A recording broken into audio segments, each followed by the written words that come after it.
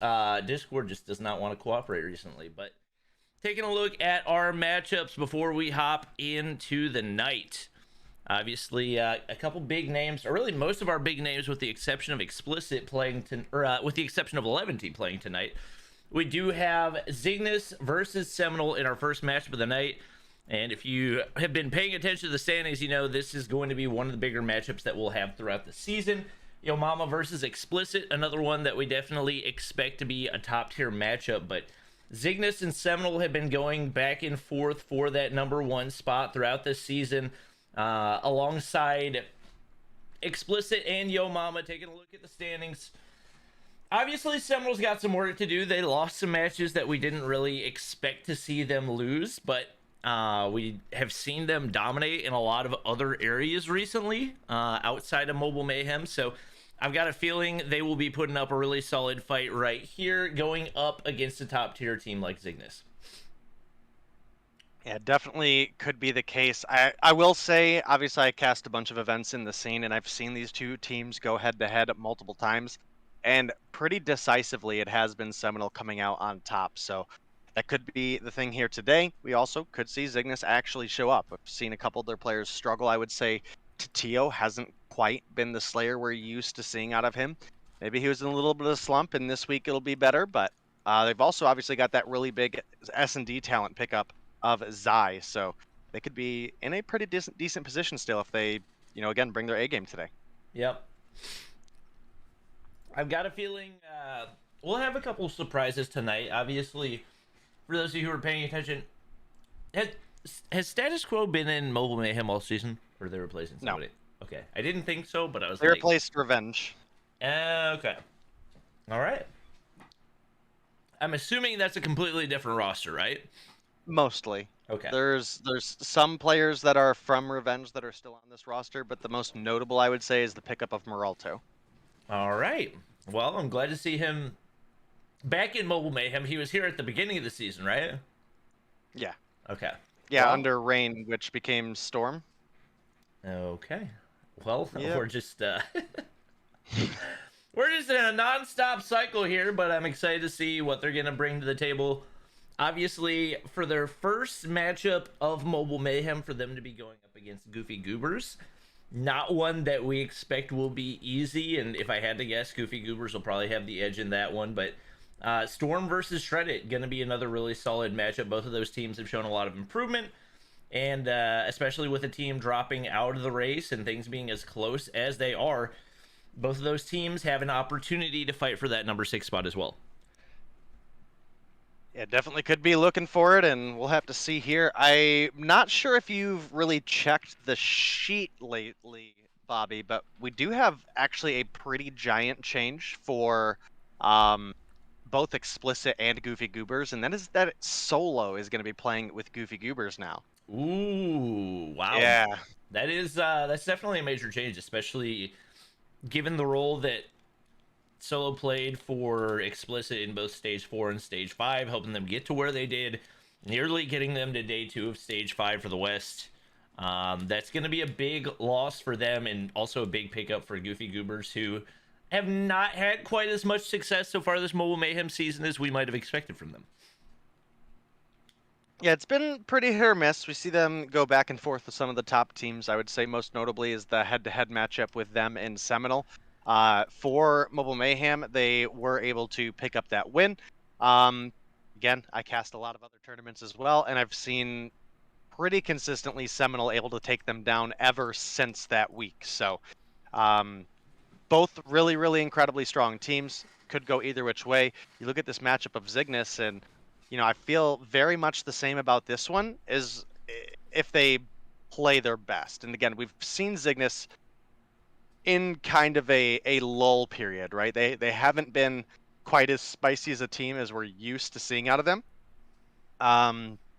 But maybe today's the day. Yeah. Do you feel like the standings are maybe a little bit misleading for where Zygnus sits right now? Pull that up real quick. Because right now they're only sitting 5 points behind first. I would say probably, yeah. I mean, listen. I don't want to dog Storm here because Storm is a good team, but they had some very, very close matchups with Storm. And then same could be said about Shreddit, where Shreddit has been on the weaker end of the spectrum, and Shreddit was able to take a search and destroy off of Zygnus. And we typically look at Zygnus and say, hey, this is a incredibly strong search and destroy team. So for them to have dropped that one is a little bit different for me. But again, it kind of will depend as things continue to go on, what we're going to see out of that matchup. But yeah, I would overall say, as much as I hate to say it, I'm a Zygnus fan. I think they're placed a little bit higher than they've been performing. All right. Well, we'll see how they match up tonight up against this Seminal roster, who I think, especially based off what you've said, is probably a little bit lower than we would expect for them based on what they're capable of doing. We do have our maps and bans that we'll run through before we get started. We do have all of our players loaded in, so we should be pretty good to go soon. But we have Zygnus banning Hardpoint on Crossfire, Seminal banning Search and Destroy on Crossfire. It seems like for all intents and purposes, most of these teams would like to just remove Crossfire from the map pool. We do have Raid Hardpoint for game number 1, Firing Range S&D for game 2, and if we go to a game 3, it's going to be Standoff Domination. Do you feel like any of those maps individually might give an edge to one of these teams? Oh boy. I mean, we've seen Seminal just be really strong these past couple weeks, so I think that's definitely kind of the like over looming thing that I'm thinking of here. See, the spreadsheet does not have maps. All right, so Raid Hardpoint.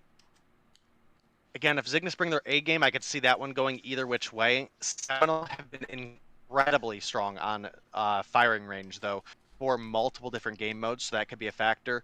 And for a standoff domination, I would say overall that's one of the stronger maps for both Bolu and Marshy.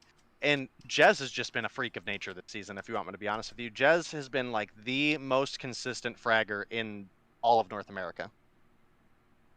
All right. That is that's pretty high praise.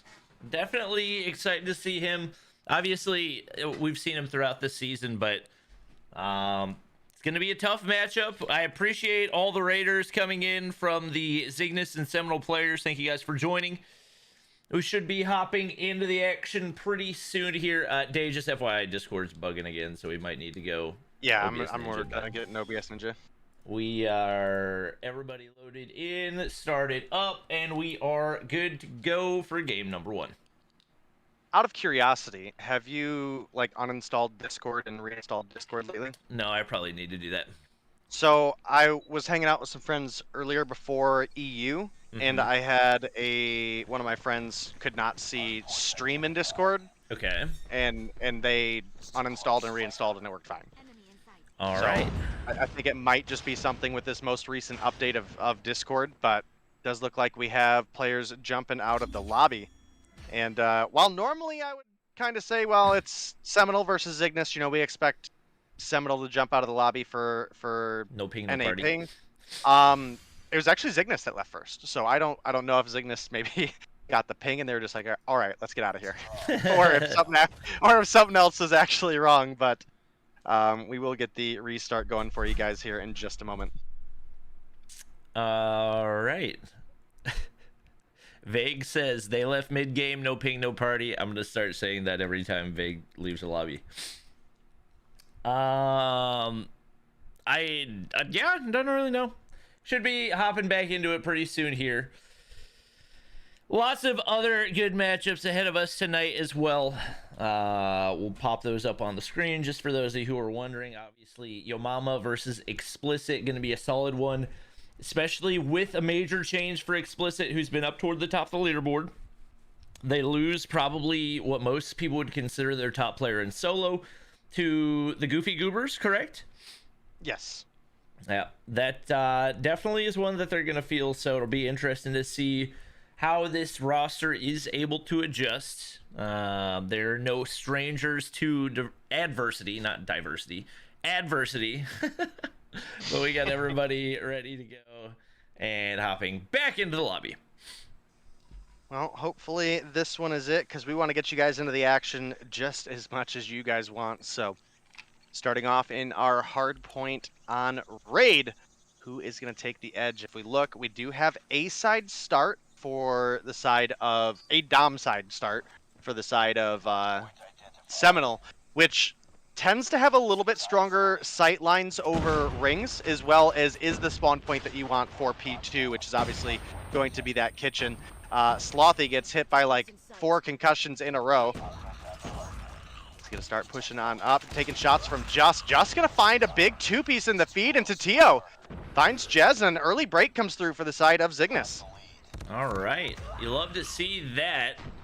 It is early pushes, and we actually see Jez rocking the PPSH right now. I'm sorry. Can you commentate real quick? I got to adjust chat settings.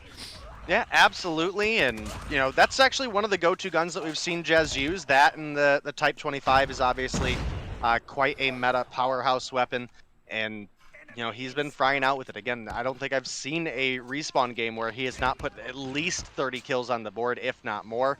Slothy find one onto Envoy mid-stairs. We did have that retake on P1 for the side of Seminal, and now you can see teams fighting over spawns. We do have Just all the way in the back looking to anchor for his team, but they haven't quite pulled yet.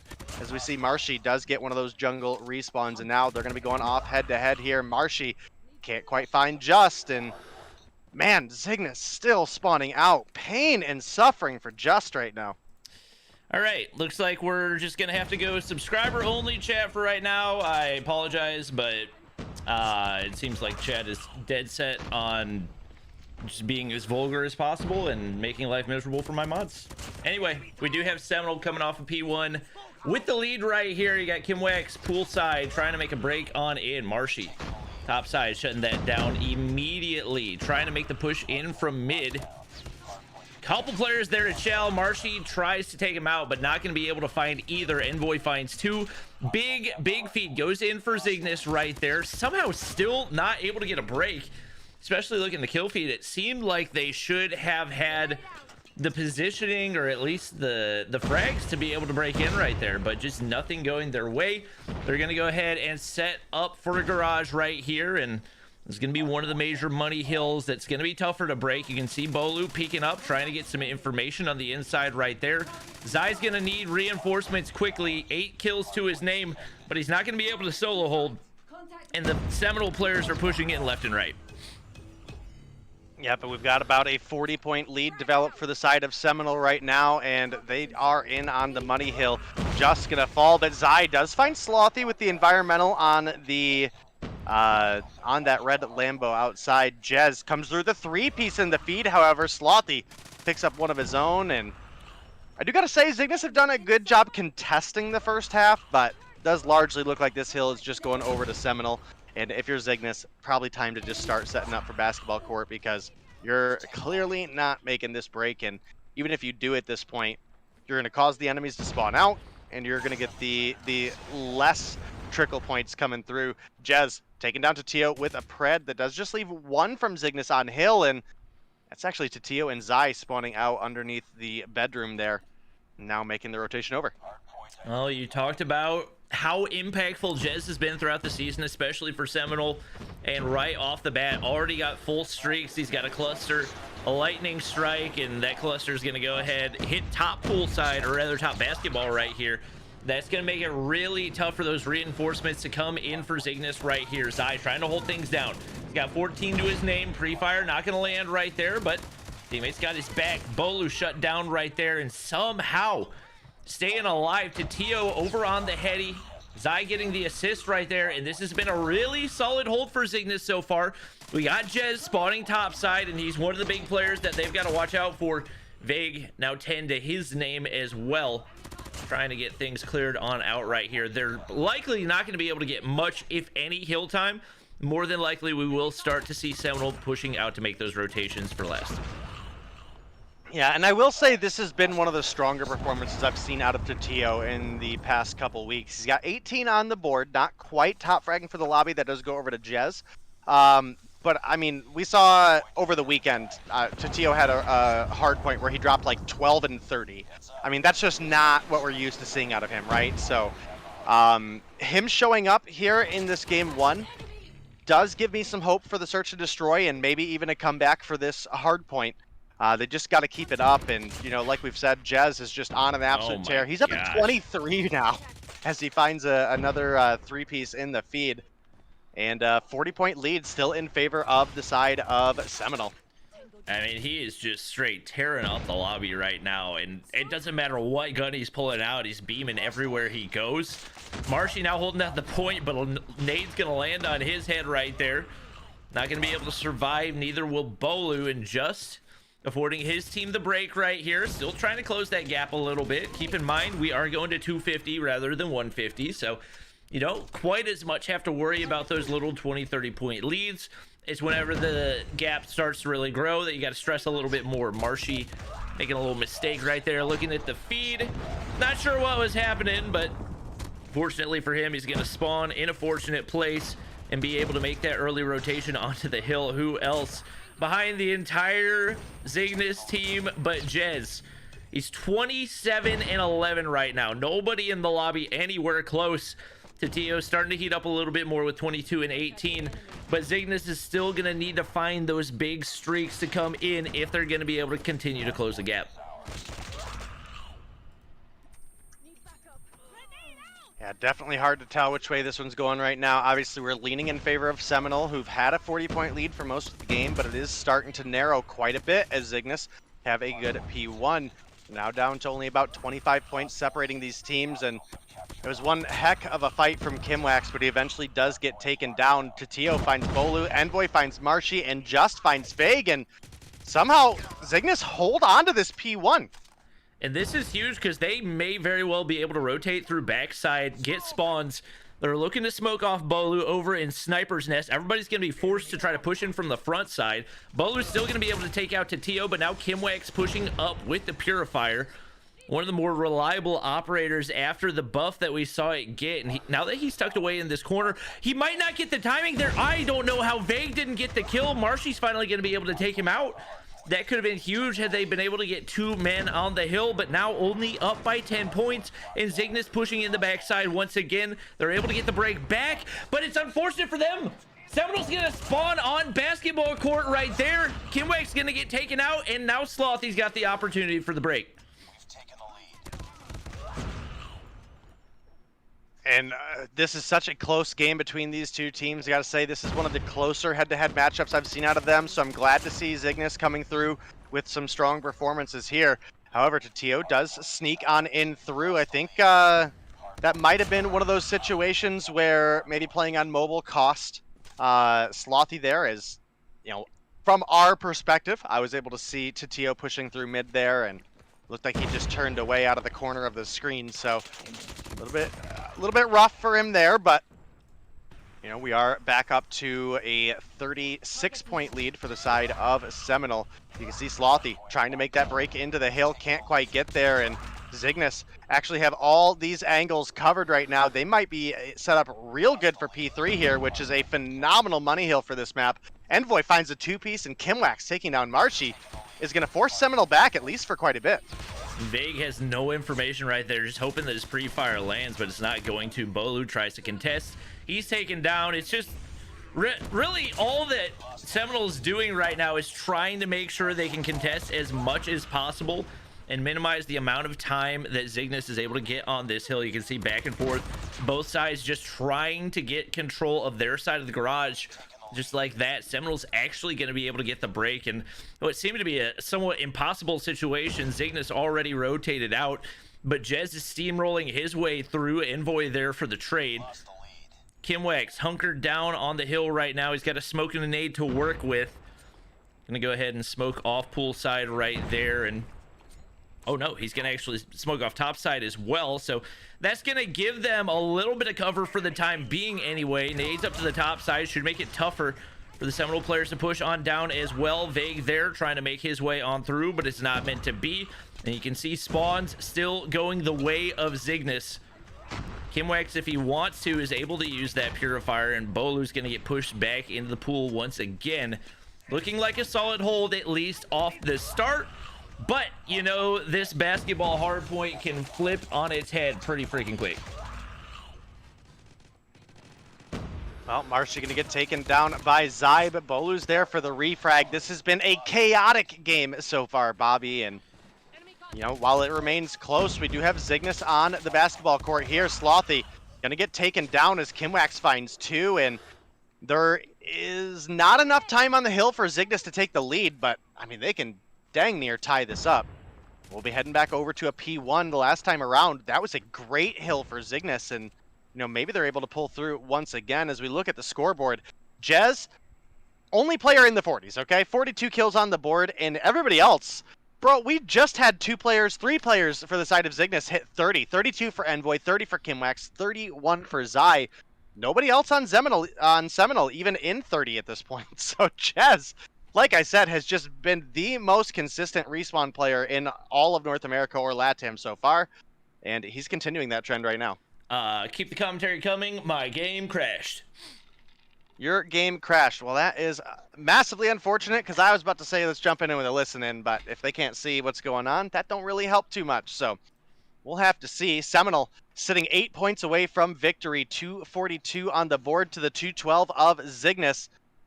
As we get ready for P5, Zygnus are in on the hill. Zai has a grab vortex ready, but can they find it? Marshy comes through, finds 2. Kimwax pushing him from behind. Can he find the kill? Zai's going to find 1, just picks up Marshy. Not a whole lot of time left on this hill. We are rotating over to that P1, which I mentioned had been really strong for Zygnus. Zai going to find 1 onto Jez with the grab vortex. Vague somehow survives long enough for Marshy to come through with a 3-piece from behind with the Sparrow. And that's going to be it. There's not a miracle that can save Zygnus at this point. Seminole come through with the victory, 250 to 220. Well, that was unfortunate timing, chat. We came back just in time to see Seminole close it out right there alongside Jez's, what was that, 45 kills? My gosh, what a performance out of him. He continues to just absolutely slay. You can't take away from the game that Vague had right there. 33 and 33, but 2.5 minutes on the hill right there. But man, Jez just on a completely different level from everybody else right now. I mean, if you look at that, he was the only player that was actually positive for Seminole when you look at it. Everybody else was either even or negative. So for him to have that big of an impact and allow them to still be able to get the win by 30 is definitely massive. Kimwax looking solid for Zygnus right there, as was Zai. As was Envoy. Really 3 players with a solid game, but Jez, just at this point, really putting Seminole over the top. Yeah, I mean, you're absolutely right, and that was an incredible game between these two teams. If you look at the kills across the board, I mean, we actually largely outfragged on the side of Zygnus, with the exception of, again, Jez all the way up at 46. So, incredible game between these two teams, and I hope the series continues to be this good. Yeah, would definitely love to see it. I have seen you guys asking me to download the weapon camos, so I, at the very least, am going to start downloading the weapon camos while we wait for our teams to get loaded in for the next game. It is going to be firing range, search and destroy. One thing that we talked about is that coming into this, one of the bigger pickups for Zygnus has been the addition of Zai, who has, for the most part, taken the place of Cheto on this Zygnus roster. Obviously, no disrespect to Cheto, especially given all that he's done, but hadn't really been 100% what we've expected out of him toward the end of the season, last season, or really last year for Zygnus. And Zai, it felt like at the end of last Mobile Mayhem season, was really hitting his peak form for 11T. We saw, what did he have, a 20 kill search and destroy? Is that right? Yeah. Yeah, 23 or something, like crazy. Yeah, just some crazy performances out of him. So that's been one of their biggest pickups, and having him as a dedicated sniper is definitely going to play a big role as they try to push this to a game 3 for the series.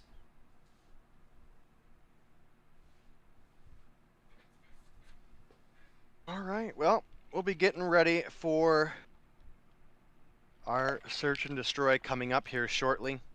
It's going to be on firing range, and I will say this is one of the maps where I have seen Seminal honestly beat just their strongest. Doesn't matter if it's hardpoint, doesn't matter if it's search, doesn't matter if it's dom. I mean, they perform on firing range, and I think that is definitely a rough situation for Zygnus to be in. But again, Zygnus I think had more kills today in a hardpoint than I have seen with them against Seminal for weeks now. And again, I was mentioning Tatio has not been the Slayer that we're used to seeing out of him. That's not the case right now. Tatio came through and fragged out that game. Not as hard as Jez, obviously, but again, I saw them on hardpoint on Sunday, and Tatio is like 12 and 28 or 12 and 30 or something. So I'm glad to see him bouncing back this week, having a good performance, and hopefully that'll push us to a game 3 for our first match here, because this is one of the highlight matches of the night. I will never ever get tired of casting Zygnus versus Bolu, okay?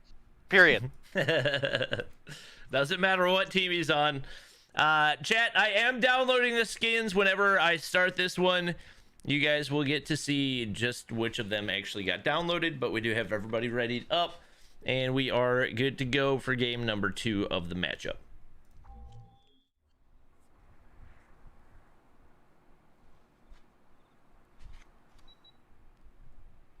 Well, we are just waiting on one player from Zygnus to get connected here, and be on the lookout for who's going to take the edge here. Obviously, we're looking at the likes of Zai and potentially Tatio to snipe for the side of Zygnus.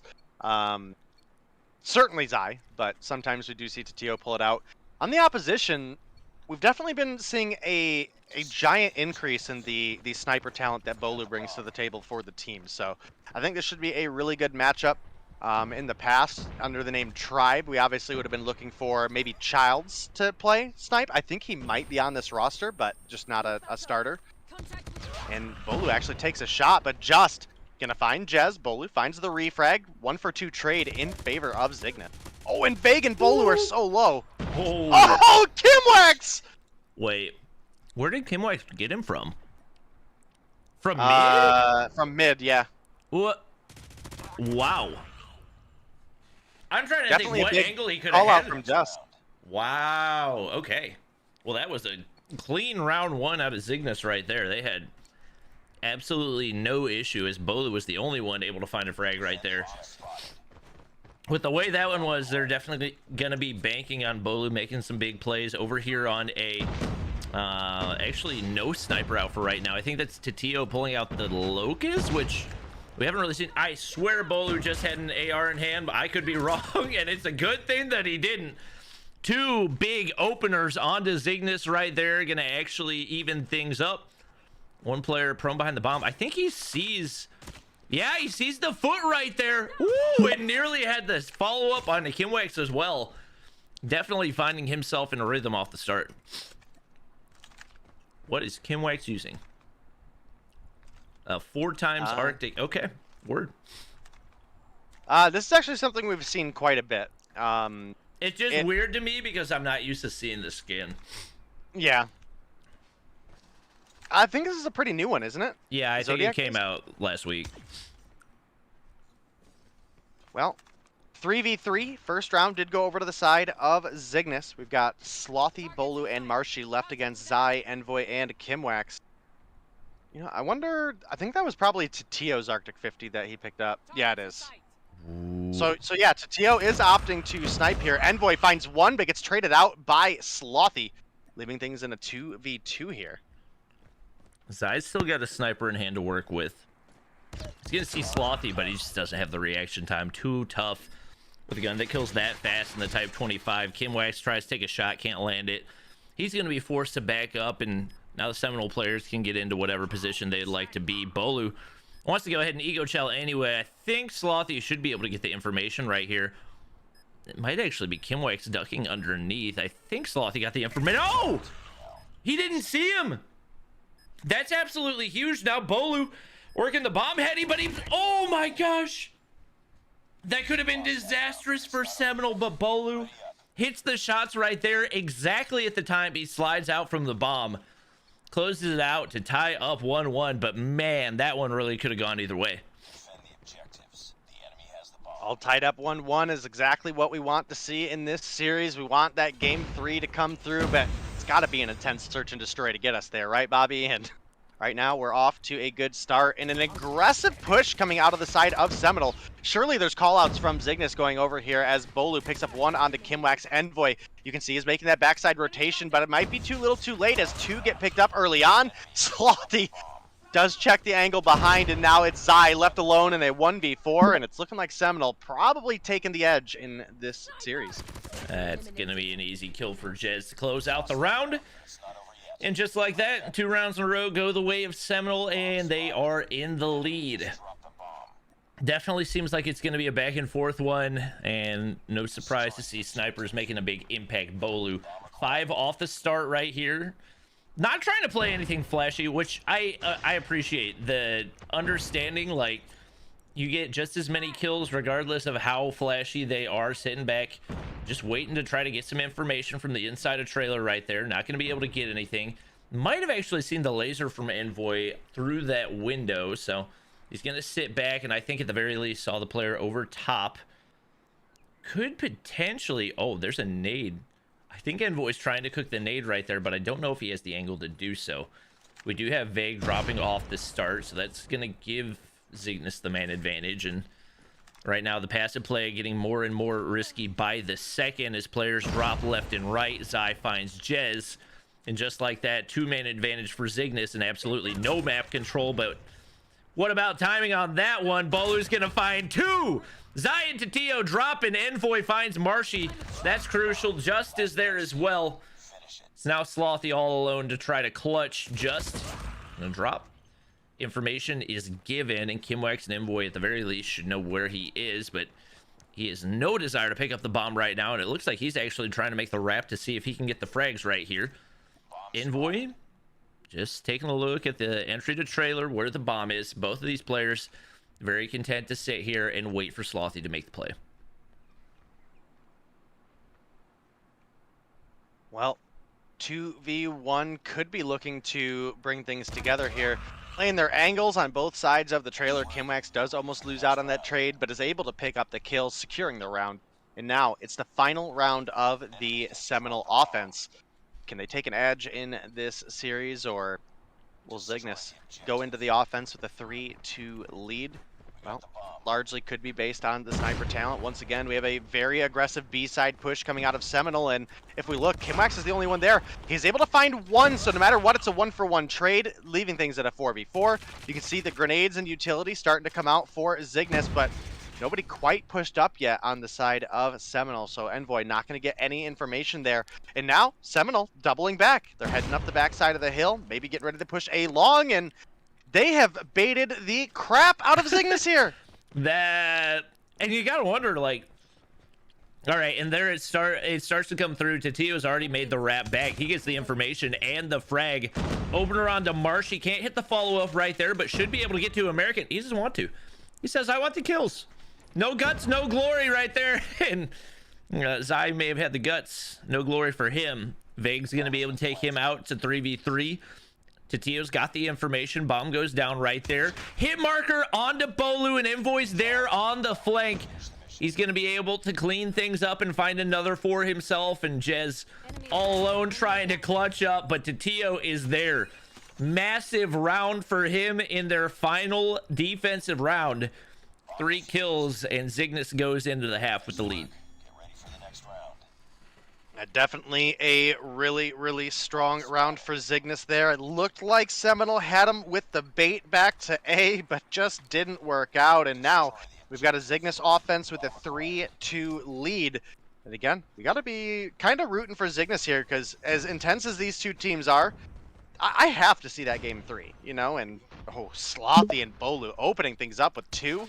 That's not great for the side of Zygnus. Now you can see Zygnus are starting to push up, but it's going to be Jez finding an extra one. Bolu peeks the corner, finds another, and just the only one to pick up a kill that turn on the side of Zygnus. I'm not going to lie. that was a little bit of a rough round. Zygnus just did not seem to have a confident game plan. I'll say that off the start. Kimwax and Envoy with 6 apiece. And surprisingly, Marshy 0 kills right now. But, oh, they come storming through and definitely confident on that one. Anytime you can take out Bolu off the start, it's going to be huge. A little bit risky, no doubt, but they get the kill, and that's what matters. Bomb's going to go down here as well. Jez tucked away right behind barrels, and I think Envoy might actually be able to see him behind the barrel if he looks through that tiny little gap. He's not looking to peek anything. Marshy going through tin. He's actually picked up Bolu's sniper right now. Vague's on the wrap to the backside as well. Nobody in the inside of trailer. Just no information for Seminal. And the clock's ticking. Just some unusual spots. Tatio's going to find Vague right there. Marshy's got the opportunity to play spoiler, but it takes him a little bit too long right there. And now he's the only one remaining. It's a 1v4. 10 seconds remain. And Zygnus retakes the lead. It's definitely a must-have round for the side of Zygnus. If they can find one more, they'd really have Seminal on the edge of their seats and be challenging the mental game of their opponents. Obviously, we know Seminal are an incredibly strong team, especially the later a series goes. So even if Zygnus make it to that game 3, there's no guarantee. But, oh, Envoy definitely got a sight on Slothy there. The call-out's there. Tatio's pushing. Why is Slothy alive? Why is Slothy alive? Oh my goodness, and Marshy finds Tatio. Oh, that's pain and suffering for Zygnus. Definitely not the way you'd like for that one to play out. And another one from Marshy, who was struggling off the start, starting to find some momentum for himself as he moves to 3 and 5. And just like that, Zygnus is in a really terrible spot. You're forced back into spawn. You don't have any information. You got one player lurking over by B, but he doesn't really want to make a push, and if he does, Vague's watching the cross onto the bomb site. So right now, you need to pick very, very desperately, probably banking on Zai hitting it. I think he was trying to hit a wall bang in case somebody was hiding behind that tin wall, but Seminal not giving them an inch right now, and they've got to try to make a play soon here if they want to have any chance at winning this round. Looking for information over toward the B side as well, but these Seminal players are not moving. Marshy content to prone back there, and it looks like Zygnus going to go ahead and commit to the A push and see if they can somehow pull out a miracle. Bolu's 1 HP on the back of the A site. Somehow still able to get Zai, and Jez is there. He does get traded, but it's all on to Justin, a 1v3, and he's got to plant the bomb pretty soon here. Going to go ahead and actually fake it, which is unusual given the amount of time that's remaining, and now he's put himself into a terrible spot. Doesn't have enough time to wrap back to B, and maybe he has time to wrap back to B? No way. Oh my gosh, he does. But Marshy's there. This should be an easy kill. He's about to, yep. Yeah, he should have just stuck it in A. That was way too risky of a play. Well, that's definitely a good comeback round for the side of Seminal. If we look at the scoreboard, I mean, Bolu, like I said, this is a big map for him, and the sniper talent he brings to the table has been incredible lately. 10 on the board. Look at the opposition. Zai not having a game right now. 1 and 6 is not what we're used to seeing out of him. Again, I believe this is the the same Zai that has the current kill record in Search and Destroy It. I think it was 23. Which is nuts. So you do gotta figure there's a new roster this season for Zygnus as well as the side of Seminal, and maybe he hasn't quite fully adjusted to the comms that Zygnus brings to the table, or the energy, or whatever it may be. But they need this one. They need this one to go to the game 3. Then no matter what, they've at least picked up 5 points and can keep themselves pretty steadily at the top of the leaderboard for the standings. And at that point, also deny Seminal. We're fighting majorly between these two teams for a 1 and 2 spot, just so you can skip the qualifier or the quarterfinal rounds, right? That's the biggest thing about placement for these teams at this point, because both of these teams are going to be top 6. There's no reality where these teams do not make it to the playoff week. Yep, a lot on the line for both of them. With the bomb down, 25 seconds to go, it seems like Zygnus finally in a good spot. Is Seminal just taking a little bit too long? Envoy's gonna drop Vague right there. Envoy's not peeking an inch. He does peek an inch, but Jez doesn't have the reaction time to get it. With only 10 seconds remaining, the player goes flying across the screen, but regardless, shouldn't be enough time. Wait, shouldn't be enough time? That might be enough time. I can't tell. No way! Oh my goodness. There's no way Zygnus gives that up! What, like, what, they have 5 men alive with 15 seconds to go? What? Oh, yeah, that was a convincing round from Seminal. Oh now, my. if you remember me talking a minute ago about if Zygnus win a round, then they're going to be a match point and have their opponents really challenged in the mental game. Well, got to reverse that because now it's Seminal in that same position, and we do have a strong A-side push from Zygnus. You can see the bomb plants going down, and now Seminal starting to make that rotation over. It is going to be first blood for Jez. Jez is sniping? What the heck, dude? Yeah, he'd picked it up last round, and he's just tearing them apart. He actually had the big snipe that opened things up. Got a little bit of an ego chow across the bomb site. The clock's ticking right here. Envoy needs to make a big play, but his teammate's there. Kimwax finds a two-piece. Marshy's on the flank. Tatio finds one. Marshy's the only one left that they have to deal with. Once again, I say there should be no way that Seminal can pull this out, but they did it last time. It's not going to happen here, though. Envoy finds kill number 11. Ties us up at 5-5. It should be a Zygnus win by this point in the game, but it's going to send us to round 11. Well, we asked for a tremendous search and destroy between these two teams, and let me tell you, right now, we're getting it. Opening up, Jez is going to find one onto Envoy. He's put the sniper down, pulled out the PPSH, and now he's got Envoy's Type 25 as well. Couldn't quite find the kill onto Just that he was looking for, but now Just pushing on up in the trailer. He's going to find one, going to find two! Now we've got a 4v2. Bolu does have the bomb. He's alive with Marshy, but he gets taken down. Kimwax going to find the two-piece. That's going to be Zygnus winning the search and destroy and pushing us into that game 3, which is going to be that domination on standoff. I'm not going to lie. Zygnus had me sweating right there. I want to see game 3 between these two. And they 100% through in whatever that was, round 9, I believe it was. Just absolutely no reason. You get a player, you've got one player very safe, prone behind bomb, and one comes flying across the screen exactly where you know the sniper's trying to get a pick, hands him a free kill, and things fall apart so fast. I didn't think there was any way Seminole should have a chance at clutching that, but they did. Fortunately for Zygnus, they had the mental fortitude to lock things down and win the last couple. Pretty even across the board with the exception of, surprisingly enough, Zy.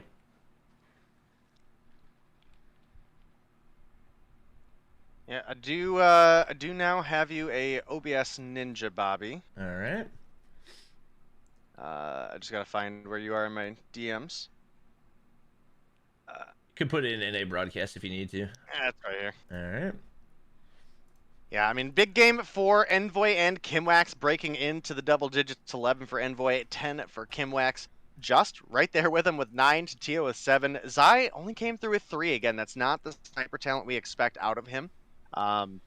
It's been a hot minute, you know, I understand, but we'll see if he can improve over the course of this season. You look over at the opposition, and we did have Bolu with 12, Slothy with 9, Jez with 8, drops down to Marshy at 5, and Vague with 3. And you know, overall, I think we realistically, let's see, +2, -1, +2. We had 3 more kills in favor of Zygnus, and that was an incredibly close match across the board, down to the wire. We saw some really big strategy plays come through for the side of Seminole that worked out a couple times, but you know, again, I was really thinking that double back from B to A was going to work out. They had all sorts of stuff and just couldn't close the game out, which is a little bit rough. Definitely a solid game between these two teams, and you know, the hard point was close down to the wire. The search and destroy was close down to the wire, and that's one of the reasons I'll never get tired of casting a Zygnus versus Seminole, or you know, formerly Zygnus versus Tribe matchup. Yep, always one you can count on to be a banger. And for our final map, we do have domination on standoff.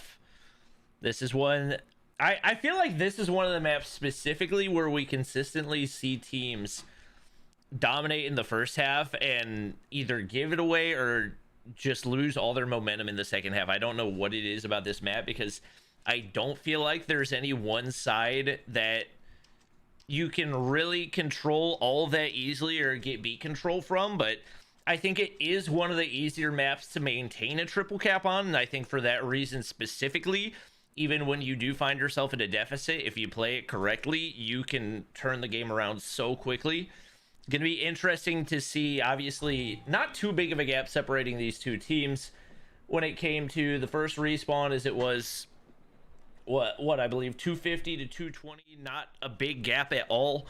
Obviously, this is a very different game mode, so we'll see who comes through, but definitely a lot of pressure here for both teams.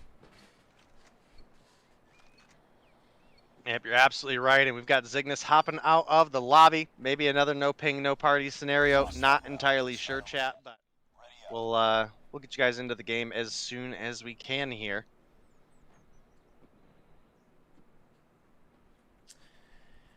Okie dokie. I'm still waiting to get out of the lobby, and it looks like chat wants to get put back into subscriber only. No sub, no party. If you guys would like to behave, then you can talk for the last game. If you don't want to talk for the last game, then just keep not behaving. That's all up to you guys, really. Just FYI, admins, I am still on the loading screen, so... Yeah, this happens. Okay. Sometimes it takes a second. Just making sure, because sometimes it happens and other people are not on the loading screen, and then the game starts, and then I don't get into the game. Understandable. Understandable. All right. I'm out, so we should be good to go pretty soon here. All right, and we're bouncing back into it. Does look like we have a pretty solid connection this time, I think. Maybe not. Maybe we're waiting on one person from Zygnus to load in. Maybe that's a good sign. Maybe if it's taking them a second to load in, that means send a ping. I don't know. We'll see as things continue here, but definitely could go any which direction.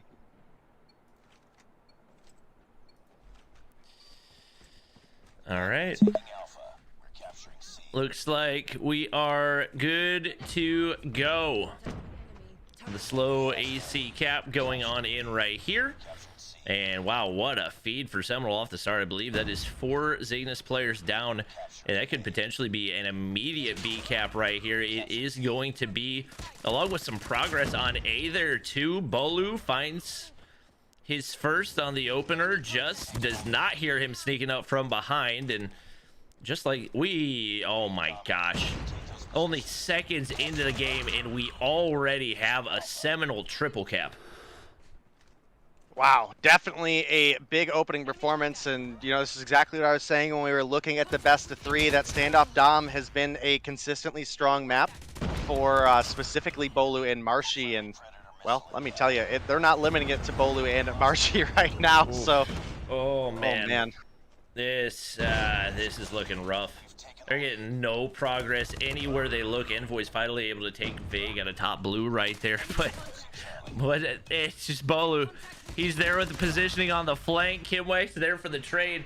They're trying their hardest just to get control of something, but Seminal's not giving them anything. Vig from top factory right there. He's going to get traded out, and Seminal, or rather Zygnus, finally going to be able to take C control, but not before a 40-point lead forms immediately off the start. Yeah, definitely a great performance from Seminal so far. They've got a 45-point lead, as you mentioned, the triple cap right off the rip, and they were able to get the A-B control, which tends to be a little bit of the favorite side on this map. I think it's fairly balanced. I think you have definitely potential to win on either side, but teams do tend to prefer the spawns and the angles from the A side, so CB does come through for the side of Zygnus. You can see Kimwax does pick up a 2-piece with the Pred missile there. He's got a lightning strike ready to go as well. But if we look, he's on a combo 0, so he's not working towards that Cluster Strike, which can be a really big tool for locking down B on this map because it's so exposed. He does pull the Purifier, but gets absolutely beamed by Bolu, and that's going to be an operator down. Yep. Trying to get the second one onto just right there. It's not going to happen. Zygnus right now just looking to defend B, not trying to overextend at all. And I would say that's probably the right place for them to be, is right now they're just trying to minimize the amount of loss that they had off the start of that game. Was definitely not a pretty start. Envoy doesn't have the read, or rather didn't have the angle, and Vague's going to be able to get an easy kill, trade it out. No surprise, Jez top fragging for the lobby once again. People called me a madman when I said the PPSH was the best gun in the game, but Jez at least making me look like I kind of had an idea of what I was talking about. Kimwek's going to get beamed off of A right there. Vague on 9. Not able to make it 10. Zai's going to push on through, and right now we actually have an opportunity for Zygnus to get a triple cap. It is going to be all progress cleared away over onto A, but definitely doing a really good job of closing that gap and not letting the first half of this half get to them. Well, I think right now is probably a good opportunity to go ahead and jump in with Zygnus for the listen-ins, as they've had the C and B cap and have really brought back this half. We're starting to get some A progress. Yeah, let's do a Zygnus listen-in real quick. All right. Abajo market y pajas. Muerto, muerto, muerto. Aguas, ve, otro más, carro. Roto, rotos, rotos ahí. En B. Papi, no. Muertos B, muertos B. Blue, top blue, top top blue, blue. top blue, top blue. Uno más, Venga, uno más venga, en B, venga, uno más venga. en B. Deli. Voy, Deli. Muerto patio. Uno gas, Jus. Gas. Se fue Bacali. Muerto, Taken. En Deli. Bueno, ya acabó, ya terminó, no den rachas. Buena, está bien, Venga. No hubiéramos ido por A, güey. Está bien, Es que relax, ya no voy a decir nada yo, güey. Well, we did hear a little bit of a sigh of frustration at the end of the half, but to be honest, given the way that one started, I feel like Zygnus did about as well as they could have possibly done with what they had to work with in the second portion of that half. You heard a lot of communication from Kimwex, not necessarily the same amount from each of the players. Right off the start, it's going to be 2 kills going in from the nades of Seminal. Marshy looking for the wrap on Broken. Vague beaming from Tractor right here. It is a whole lot of Seminal in the feed once again, but not quite as much as we saw off the start of last time. So we don't see that immediate B cap. Big shots coming in from Kimwex to be able to land the headshots right there.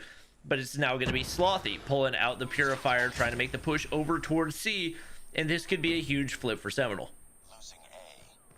Yeah, definitely looking to be the case, but it's not going to be easy. And you know, as we start to look at the map here, do have A almost capped by the side of Zygnus. You can see they're starting to push up now. They still have the C, but B progress is largely in favor of Seminal. And well, with the kills there, that's going to be a B cap for Sem. You can now see there was some progress coming through, but the Predator missile coming through for Tatio definitely going to help out there. And the B cap remains in favor of Seminal, who are starting to extend that lead. And one of the things I definitely want to make note of here is you have to be a little bit worried about that time frame, right? We've seen plenty of times where we've run out of time for these teams. So that could certainly be a factor as we continue to move forward in this series. So Zygnus, they have to worry about triple cap territory, and they've also got to worry about the clock. Vague finds a big one on the push into B right there. Going to be forced back, but got Death Machine to work with as well. Finds another onto Envoy. Right now, Zygnus struggling. Like you said, time could very much be a factor the longer this goes on. And especially once you get to triple cap territory, with how big this lead has grown, you got to wonder how long Zygnus would actually be able to maintain that. Were they even to be able to get it? But man, Jez is going to be a tough force to be reckoned with on the backside toward blue right here. Slothy's going to find a double with the Pred missile, and a shutdown onto Jez's Annihilator could be a tide turner, especially with the importance that these operators have. Could potentially change the game. Bolu's actually going to get shut down. B control goes on in, and I don't think that Zygnus is quite in triple cap territory. They are dangerously close. They need to maintain this B control, and if Seminal gets it back right now, that could mark the end of the game. They are actually in triple cap territory. We've got 40 points to go for the side Oh my of gosh, yeah, by Seminal, 1 and second. Oh my yep, gosh. Yep. So unless if Zygnus can make a big play here, this is going to be Seminoles within, and they're barely able to save V at this point. So that's a rough position to be in, and well, just not a whole lot going for Zygnus right now. And you know, like we said, this is a strong matchup for Seminole as far as the map rotation goes. A lot of gunfights not going the way of Zygnus. It looks like the last bit of B control is going to go in. Not quite yet. Marshy able to clear him off. It's Vague sliding on, and that will likely mark the end of the game right here. Is that, I mean, even at this point, you got to wonder, were it to be a triple cap in play, would Zygnus be able to close it out? Marshy's going to find a big two-piece right there. Pulling out the pistol just because he can, and definitely a beautiful matchup between these two teams. But it looks like Seminol's going to come away with the edge. Marshy adding on a couple more to end things. Across the board, consistency for the Seminole team. Vague with 29, Bolu 27, Slothy 28. It's actually not Jez top fragging this time as he's got 24, but not a bad game by any means. Just not quite enough firepower for this Zygnus roster. They're not able to get the late B control, and Seminole going to be able to close this one out and get one step closer to one of those top 2 spots. Yeah, absolutely right. And this was a big week for Seminole. They definitely needed the points here. Obviously, they've had some rough games that I don't think anybody really expected them to lose. Again, I think especially the match where Marshy disconnected against Yo Mama. It looked like they were pretty convincingly going to come away with that victory. But now with Seminole gaining themselves 15 points, I mean, they're definitely looking to be in a good spot. And again, I think both of these teams, realistically, locked into top 6. I mean, they're going on to the playoffs one way or another. It's just a matter of placement at this point. Seminole have been sitting down in the 4th place spot, while we mentioned earlier that Zygnus are up in that number 1, number 2 territory. So see as things continue here, but largely just a great performance out of both these teams. Again, I think this is the most alive we've seen Zygnus in the past couple of weeks, and well, I say this is one of the first games I've seen Jez and Respawn not drop 30 kills. 26. Yep. Definitely a solid performance across the board for both teams. I feel like still some work that Zygnus could do in the slaying department, but overall didn't really look bad. I think it was the really the first probably minute and a half of this final game that really cost them. Is what, we had a 40-point lead by the time we were less than halfway into the first half, and that's just a tough thing to come back from. They did a good job of rebounding, but would like to see stronger starts out of them. That's something that we saw NYSL struggle with last season in Hardpoint, is just coming out really slow and then trying to fight back, but the gap is built so much that you just don't have a whole lot of options to work with. So it is going to be Seminole coming out on top. They will get the 15 points like you mentioned. Taking a look at the standings, Zygnus is still going to be tied for first place. Seminole moving up to 4th place right here. Obviously, if you're in their spot, you would like to be able to move up into one of those top 2 spots. They've had some losses this season that ideally they probably could have won. So we'll see if they're able to continue a little bit of a win streak right here. We do have Explicit and Yo Mama both playing in games tonight. We'll take a look at the schedule real quick. And it's actually going to be Explicit versus Yo Mama. Is Yo Mama actually in first place in the standings? I thought it was good. Yeah. Oh, that's right. It's the Goofy Goobers that are a little bit behind. So Correct. this is going to have very serious implications. That's going to be our final matchup of the night. Our next matchup is going to be Goofy Goobers versus Status Quo. Status Quo, new to the league, kind of. They have some of the players from Rain, who I believe was just removed. Rain rebranded to Storm, and Team Revenge disbanded, and Okay. now it's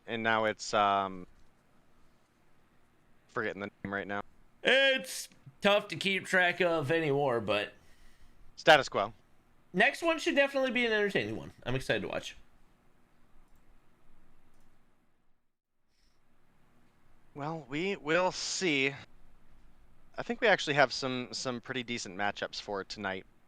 I think there's potential for Goofy Goobers versus Status Quo. I do think there's potential for Storm versus Shreddit as well. I think Storm's a stronger respawn team, but Shreddit has really been putting work in the search and destroy department. And then Yomama versus Explicit for Game 4 should definitely be a solid one. So here's to hoping. Here's to hoping. We currently waiting on our next teams to join in. We will run through the maps and bans real quick. It's Goofy Goobers banning Search and Destroy on Standoff. Curious if that is the Moralto factor in play or maybe something else. Status Quo banning Hardpoint on Crossfire, so it's going to be Raid Hardpoint, Firing Range Search and Destroy, and Standoff Domination. I believe that's the exact rotation we just watched, right?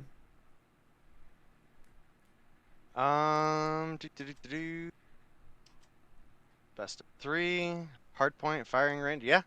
Okay. That's it. We had a ban on Search and Destroy, Standoff by Goofy Goobers, and it's actually funny. I was joking around with Image the other day. I was like, man, if you're up against a team with Moralto on it, I think you just ban Search and Destroy on Standoff.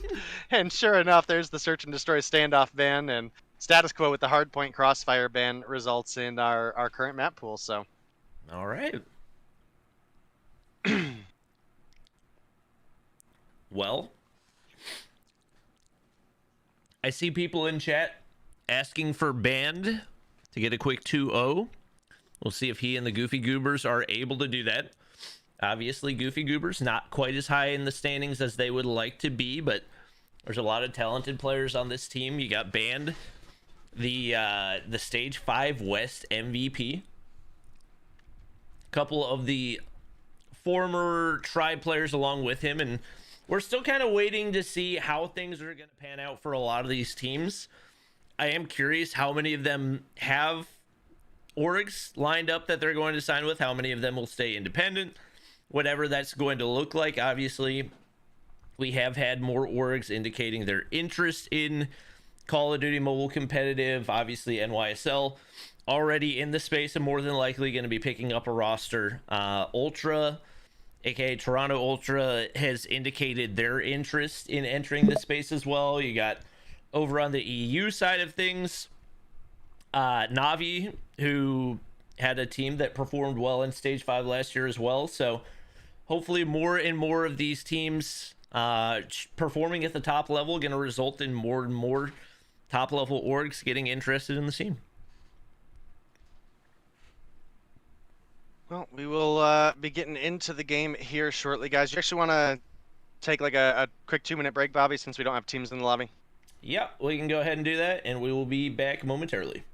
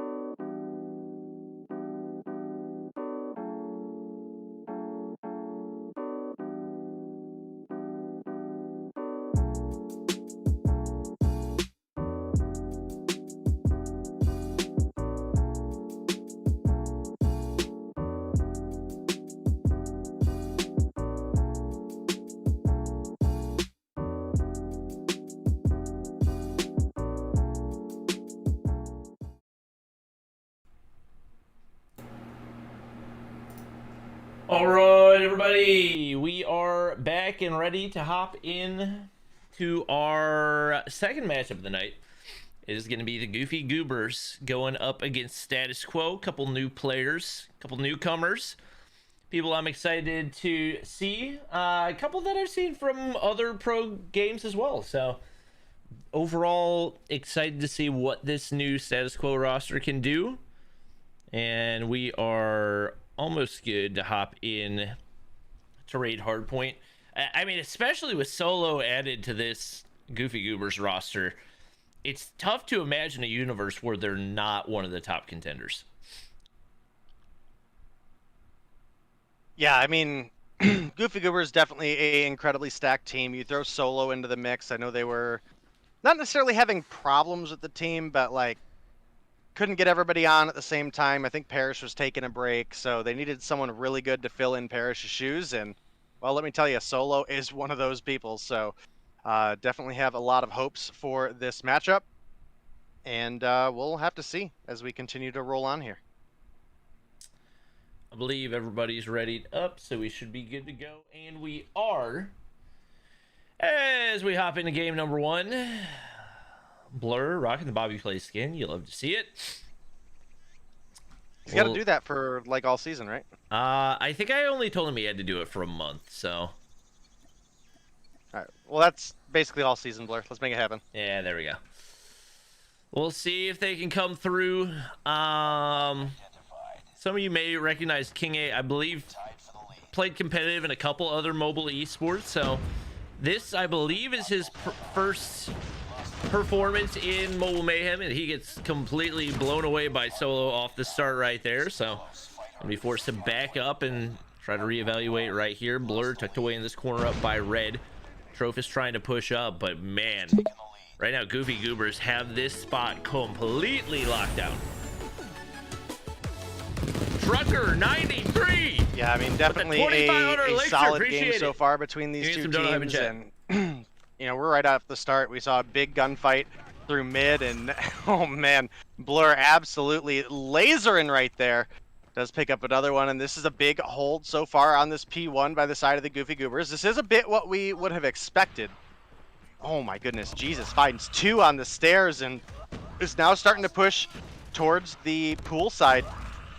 King gonna get taken down as Band finds a two-piece of his own, and with absolutely no hesitation, a giant P1 hold comes through for the Goofy Goobers, and they're set up for P2 now as well. Yep. King A pushing through zigzag right now. It's Washy on the flank. Doesn't have the timing to get the kill right there. Moralto's on the bottom side. He's getting shut down, and definitely looking to be a pretty lopsided one, especially based on the way things are going so far. Washy, at this point, is just trying to find people to shoot at, and he can't even do that. Cartel's going to be able to shut him down there over on poolside, but right now, I mean, Status Quo is not even able to win a gunfight, let alone get spawn control right here. Jesus can save you, tucked away in this corner. Cartels gets one on the push in from the front side. But right now we got Band already on full streaks, Cluster, Lightning, and Pred all ready to go. Moralto just barely wins that gunfight. Jesus can save you on full streaks as well. Blur just hasn't been able to find enough kills to get any streaks, and Solo was knocked off before he was able to stack his. But there's so many streaks in the equation right here. Cartel's nearly losing to Solo somehow on that gunfight, and Band now looking to make the push in from the backside. Right now, it looks like Goofy Goobers are just trying to speedrun this one. Yeah, it looks to be the case, and man, 100-4. At least it wasn't a. At least it wasn't a 250-0. You know, I gotta at least throw that out there, and we do actually have a good start to the P3 for the side of Status Quo, but Goofy Goobers are on an absolute tear, and well, you certainly gotta expect that they're gonna be here for it. You got the Man, this is rough. Yeah, you got the death machine coming on out for Cartels, and they will still be able to get some of this time over here on P3, one of the money hills, and no surprise to see Solo and company marching on through. They're actually not able to hold that break. A big feed goes on in for Status Quo right there. Right now, Goofy Goober's pretty content to make the rotation over to P4. Want to get top side control so you can get those spawns for basketball and Right now, Cartel is looking to push from the top side. Solo does get shut down right there, but with 3 players on basketball court right here, it's not going to be an easy break. Blur going to go ahead and pull out the Annihilator right here and just waiting for the information. Not going to be able to land the first shot or the second on to Meralto. He's kind of banking on that audio cue. Regardless, they've got control for the time being. And it looks like bottom side is where these status quo players are going to look to push in. Well, we actually had a pretty sizable garage hold for the side of status quo, and now they're looking to do the same here on the basketball court, but Jesus saves, finds a wall bang, gets flashed, but I think his teammate was there to save him, and definitely a good position for them to be in. Oh, taking some shots from top stairs and crossing over. King gonna find the kill onto Jesus. He's now pushing in. Does he know there's a player in the corner? He finds Washi as well, and banned! King's premier performance in the COD mobile scene, coming through and finding a 3-piece against Goofy Goobers is absolutely incredible. Yeah, maybe not quite what he had hoped for, but definitely a big break going in right there. Allows them to get some scrap time, and right now, you gotta think Amor is probably the main player that Status Quo is looking at to step things up at 4 and 15. He gets hit by a nade right there and immediately pushed back. Goofy Goobers occupying things, and they've still got a whole lot of streaks to work with. Band yet to use his cluster strike. Jesus can save you, yet to use his lightning strike. There's so much utility left for them to use, and right now it's status quo just throwing the entire playbook at him to try to get a couple breaks right here. They're going to need to build some momentum, and probably that's going to require a lot of streaks for them to be able to build a comeback, but they've put up a lot more of a fight than we expected to see out of them, especially against a roster as talented as the Goofy Goobers. Contact with enemy. Target down. Well, 100-point lead for the side of the Goofy Goobers. I gotta say, I've been fairly impressed with what the side of Status Quo has been able to pull together here, even with such a new team, and in fact, players that we haven't really seen in the comp scene. So, in general, this is a pretty interesting spot to be in. Yeah, right now there's I mean, obviously there's a big gap. Cartel's doing everything that he can. He's actually even positive right now for status quo, which is pretty impressive given the amount of streaks that we've seen in play for the Goofy Goobers. He gets the major assist, tries to push on in, but Washi's right there. Sparrow is going to get taken out. King A drops him off, and Blur now looking to push up to top red.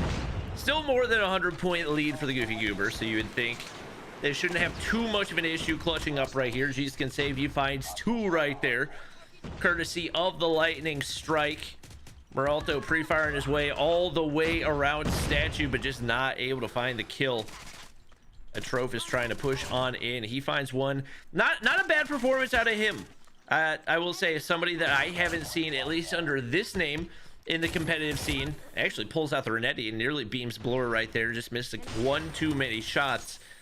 A solid performance off the start for status quo, but definitely a lot of areas of improvement as well. Yeah, definitely could be the case, but you know, again, I'm quite impressed so far with status quo's performance, being a new roster, and you know, again, you got players that haven't even recently played in the COD mobile scene coming through, having a decent performance. I mean, you know, if you're looking at the scoreboard, I mean, King might only have 13 kills on the board, but I mean, Meralto's only got 15, Amor's only got 7. I mean, definitely coming through, showing some mechanics early on, and unfortunately for him, just struggling a little bit in the skill level department. But you know, we might see that ramp up as the season continues to go on.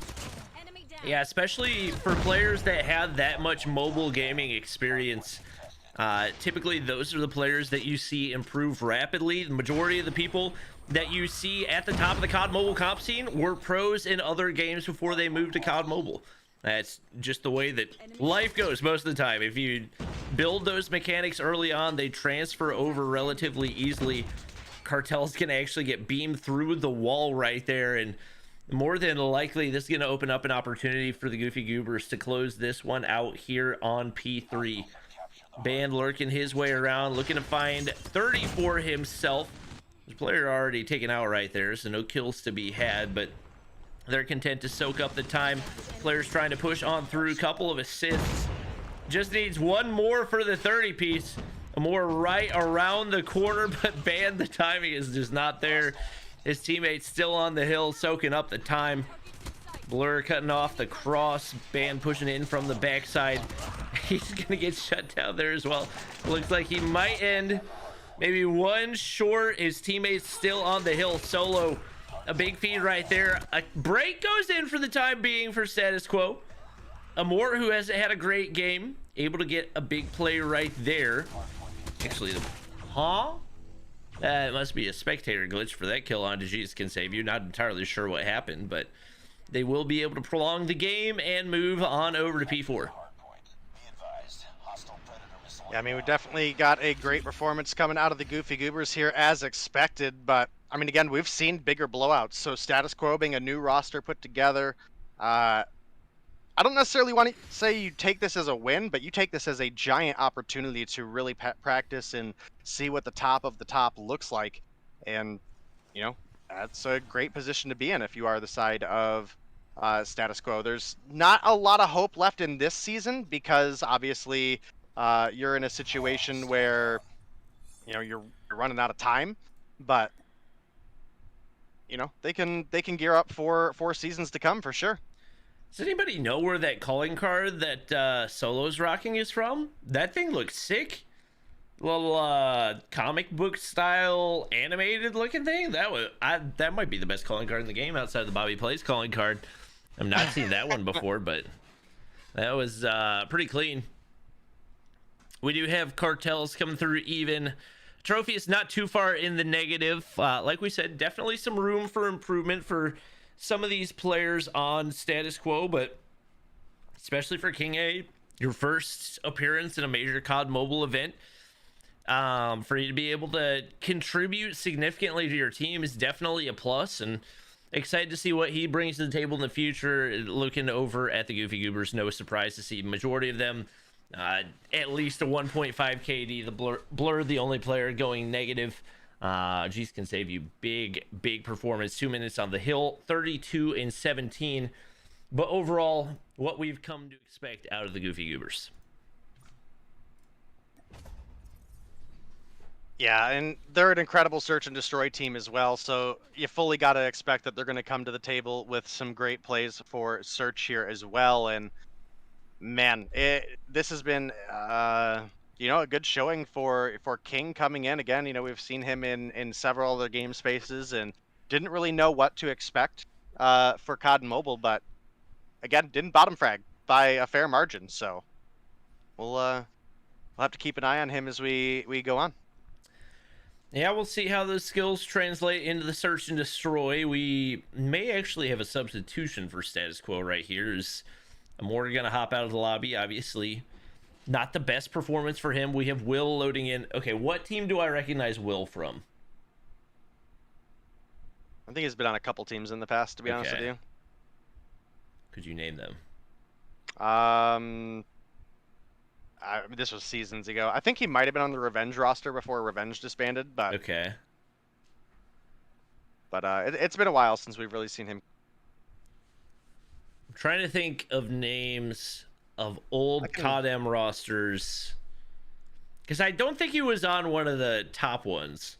No. And we've had a non-stop cycle of new teams in Mobile Mayhem, so I'm trying to think of who it would have been. I'm looking through previous seasons right now. I mean, I would say, is there anybody you'd recognize? Obviously, Moralto going to be the sniper that we keep an eye out for Status Quo. To potentially make a big impact. We do have the ban to search and destroy on standoff, so that's going to maybe reduce, not necessarily reduce the impact that he has, but take him out of his comfort zone a little bit, and definitely force him to maybe strike zone. Strike zone. I feel like we've also had like 17 different strike zones. All right, Moralto said Will is from Violence. There we go.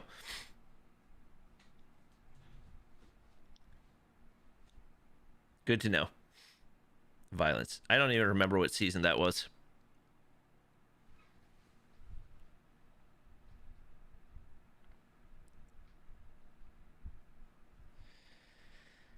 He was in Shredded? All right. Well, we'll just name all the teams. To be fair, most of the players have been part of all the teams. Yeah, that's true. I remember the name Violence. I don't remember anything about them. Violence. I'm pretty sure that was the team that was fighting for last place, so that's about all I remember about them.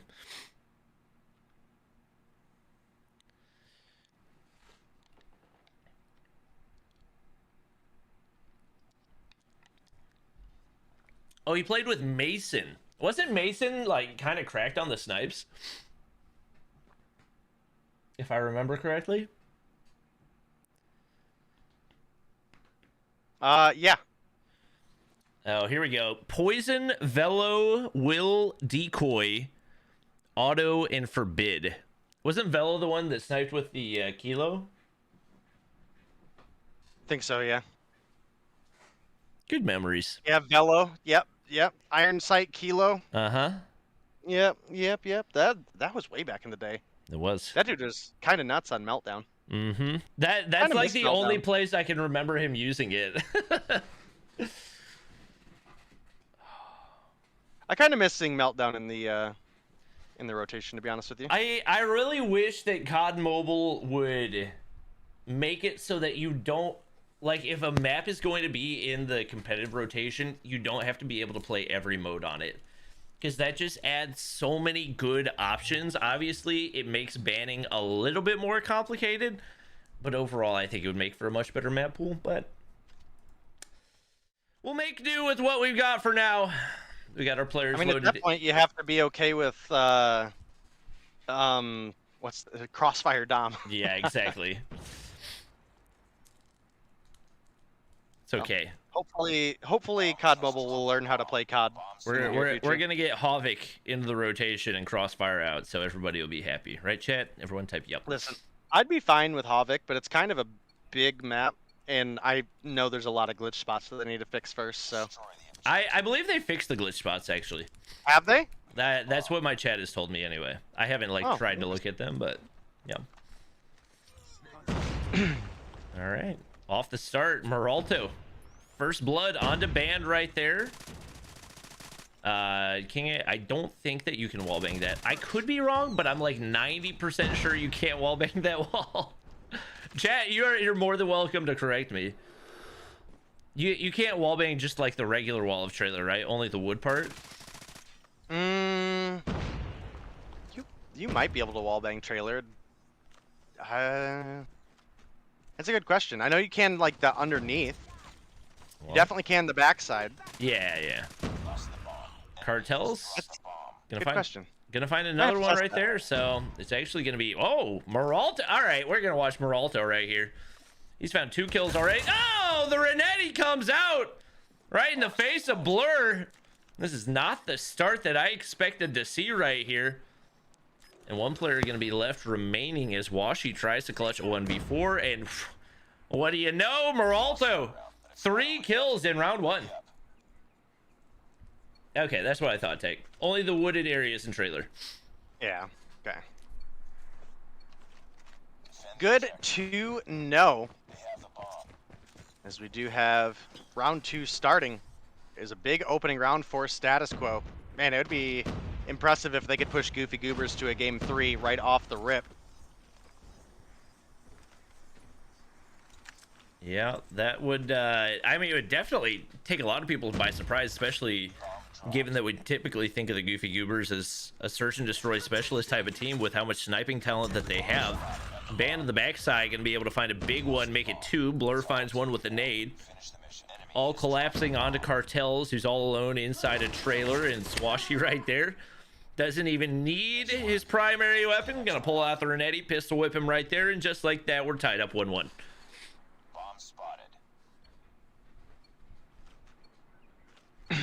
All right, well, as we do look on into this one, I do fully expect Goofy Goobers to win, but Status Quo had a surprising round 1. If they can continue that performance, then they definitely have a chance. They're not up against an easy bit of teams, and obviously Awaken coming through with Cartels is going to give that first blood opening to the side of Goofy Goobers, who don't even have to really make a play here. Solo just absolutely punished the living crap out of Willie there. I don't know if you saw the griefing that just happened, but that was rude. That was rude. I did not. Peralta hits a Oh, nice man. jump snipe right there, but Washi is there for the trade. And just like that, the Goofy Goobers in the lead, as I think most people probably expected we would see right here. Will still looking for his first kill. And we definitely expect that Status Quo probably going to play this pretty passive. Maralto had a pretty simple lineup, it looked like, on the trailer right there, but just not quite able to connect on it. Nobody spotted over on the ace side, and Ooh, Will lasers beam out of the window of trailer, though. That was a good play from Will. that, Same angle as last time, but Solo won the trade last time around. that's going to be huge. That's potentially going to open up a site. It doesn't really look like Status Quo has any interest in moving over toward the B site. And maybe Maralto has the nade angle right there. Blur trying to hit the jump shot. Maralto going to be able to get away alive. Right now, still playing things passive as they're going to look to commit toward A. Look for some of the utility to start to come out. Solo is in a spot to play spoiler, but Maralto is there. And that's going to be a big pick to open up the A site.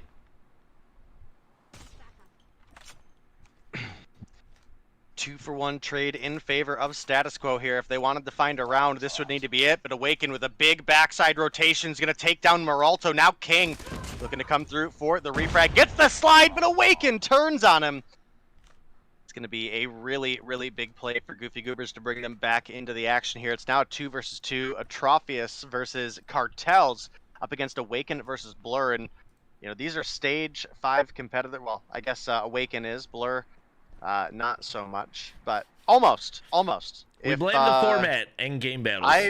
I absolutely blame game battles, but you know that's a thing of the past. Hopefully this year will be better. Awaken rounding the corner, walks right into Atrophius, who picks up the 1. Now it's Blur left alone in a 1v2. The bomb plane's coming through. Cartels sees him coming. Oh, there's no way. There's no way. Oh my God, he almost got it. Blur! What? I'm not gonna lie, Blur threw that. He straight up threw that. What? He almost had it though. He I did mean, almost have it. Why? Why chill? Just run out the other side of trailer. Oh, that's just painful. Oh man. I mean, yeah, it would have been cool if it happened. And also, he's probably not like super concerned with this matchup, but maybe he should be. 2 picks off the start again. Maralto, 7 kills on the board. We're not even a full 5 rounds in yet. Trying to find a wallbang right there. He very much trying to earn himself the title of the wallbang king, and now it's only 2 players left to clutch up. Band gonna find 1. Oh, unfortunate timing for King A right there. Blur has the angle. I feel like maybe a miscommunication right there, but I feel like King A should have known he was on the inside of 10, right? Well, one would think, but right now, Goofy Goobers do lead 3-2, but this has been a closer search and destroy than I think most would have expected. And, you know, if you want me to be honest, it looks like Goofy Goobers are playing Team Deathmatch because nobody has picked up the bomb, and you can now see Band is making his play back for it. Now, the 1-for-1 trade opens up. Cartels for Awaken, but Maralto able to find the 2-piece, does pick up Washi as well. Why am I spectating anybody besides Maralto? This is all my fault. I'm sorry, Chad. I let you down. His teammates are slaying out too. It's Blur all by himself, and it looks like he doesn't want to do anything but box people today. The gloves are out. He's waiting for the push, and nobody on Status Quo wants to oblige. Taking bullets from Will from spawn. And Atrophius with a perfectly timed wallbang there as well. Just like that, we're tied back up 3-3. I'm still kind of amazed this is as close as it is, but I don't know what's going on with the Goofy Goobers right now. Again, they didn't even pick up the bomb there for a minute, so I was kind of like, oh, what's going on here? And Well, they seem to be in a pretty decent position so far. You can now see Meralto and Blur looking for trades. Top wood, and Meralto, the wallbang king, gonna come through and finds a key one there. Oh my Definitely gosh. He just looks like he feels so at home right now. Every angle that he peeks, there's somebody there, and he lands the shot. The bomb goes down, and it's once again going to be man advantage, and just like that, Tropheus finds Awaken right there. Solo's not really in a spot to shell. Player going to go ahead and shell for him. Atrophius finds the frag. The defuse goes through. An opportunity for Status Quo to sneak away with the search and destroy.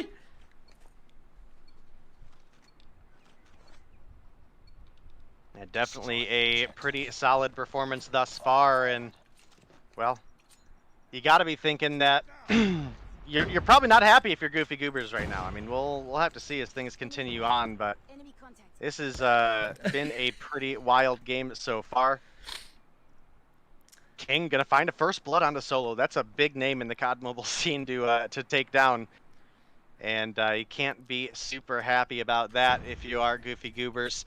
You're now looking at a 4v5 against a team that I think most people would have expected you to absolutely blow out of the water, and well, that has just not been the case. Band is pushed up into this corner right now. Gets any information if somebody goes to barrels, but he's going to be forced to back up. Going for the plant right here. Tropheus has had a really solid performance alongside Meralto so far. And once again, he finds the pick right there onto Bland. Band, correction. Washi's there. Cartel's getting the defuse, and it's Status Quo 1 round away from taking the search and destroy against a team that looked like they were going to steamroll this matchup. Part of it feels like they haven't played 100%, but Status Quo has 100% capitalized on that, largely at the hands of Atrophius and Meralto. Dude, again, I can't believe we're in this situation. For a team that just came together, this is absolutely nuts. And first blood does go over to the side of the Goofy Goobers this time around. They could make the comeback happen. I'm a firm believer, and if you found 3 rounds, you can find 3 more. You get a second kill, and there's a great opportunity at this point. Can they make the comeback happen, or Status Quo coming through with the upset of a lifetime is the real question. Cartels finds 2. That's huge. Will's gonna drop Awaken. It's all on to Solo. He's on the inside. A trailer finds 1. Doesn't have the angle on the diffuser. Gets the kill. Will finds Solo right there. Plenty of time for the defuse. The upset that I did not see coming tonight. Status Quo gonna steal away the search and destroy from the sniping titans that we've got on the Goofy Goobers. Yeah, for a minute there was thinking, this is looking like a Goofy Goobers team that just isn't taking their opponents seriously, and maybe they'll turn things around, but Status Quo absolutely stuck it there at the end, and big credit to Meralto coming through with some great opening snipes there in the early game. 10 kills on board for him. Atrophius came through with 11, and then Will and Cartels with 7 apiece. King was hanging with some of the big boys in the respawn, but couldn't quite pull it together for the search and destroy. You look over at the opposition, and the numbers are way different. Solo, obviously a good addition for the Goofy Goobers here. 9 kills on the board, but it starts dropping off from there. Band with 6. 5 for Washi and Blur, and 4 for Awaken. Definitely not what I would have expected out of this matchup, but we've got a game 3 on our hands, and I don't understand Goofy Goobers. What happened? I don't know. That's just so bizarre to see. Like, Washi and Blur, both 5 kills. I mean, even Band.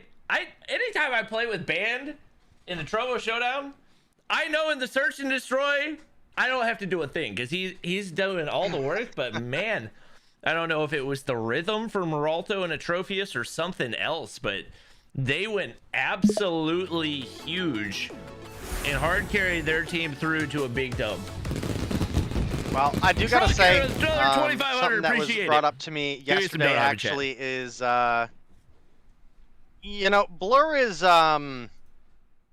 how do I put this? The great value tectonic, and you could definitely tell there. I mean, that was a rough game for the Goofy Goobers. I again just can't really fathom, how they ended up losing to this team. I mean, and that's not to talk bad about the side of status quo. This is just Goofy Goobers has been one of the teams competing for the top, and status quo is a roster that got put together like Sunday night, I think.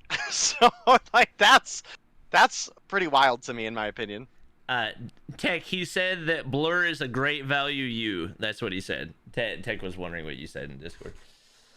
Oh yeah, we got that from Image. Yeah, Walmart brand, exactly. Yeah. All right. Well, that is going to give us fake cheese that doesn't melt, Tectonic. Hey, Walmart has good cheese. What are you saying? Come on. No way. Have you not shopped at Walmart? Walmart literally has the same cheese as everybody else. It's just cheaper. Oh, on the discounted shelf. Oh, okay. Yeah, you don't buy that cheese. Yeah, the discount stuff. That's what we're No. talking about.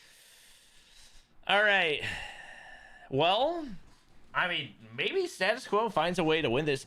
Imagine Status Quo actually makes it top 6. That would be quite a story if they managed to find a way to do that.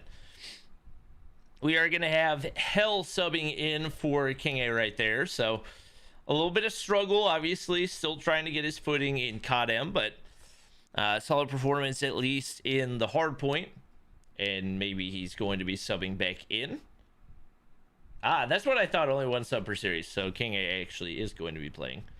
It's going to be standoff domination for the final game of the matchup. This is going to be a long freaking night. My gosh. It's going to be midnight by the time we finish. We're going to go to game 3 every single series. And I'm going to go to bed at midnight. And my wife's going to be mad at me. Possible. It's all your fault, chat. So, everybody, gift 5 subs. Thank you.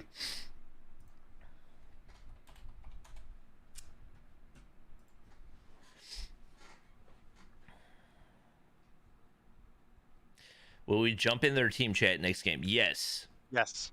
Day is the only one that ever remembers to do that, but we will I definitely... rarely remember. I usually rely on Verdict to tell me.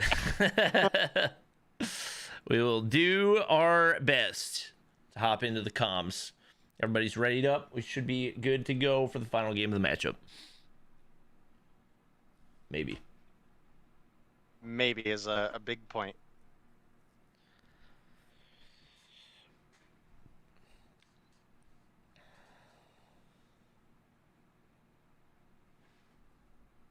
I should pull Discord back up. Or the... Edmonds? Oh, there we go. Of course, Blur unreadies, right as we're... Sounds about right. Yeah. Now we're ready. Woo! Game number 3.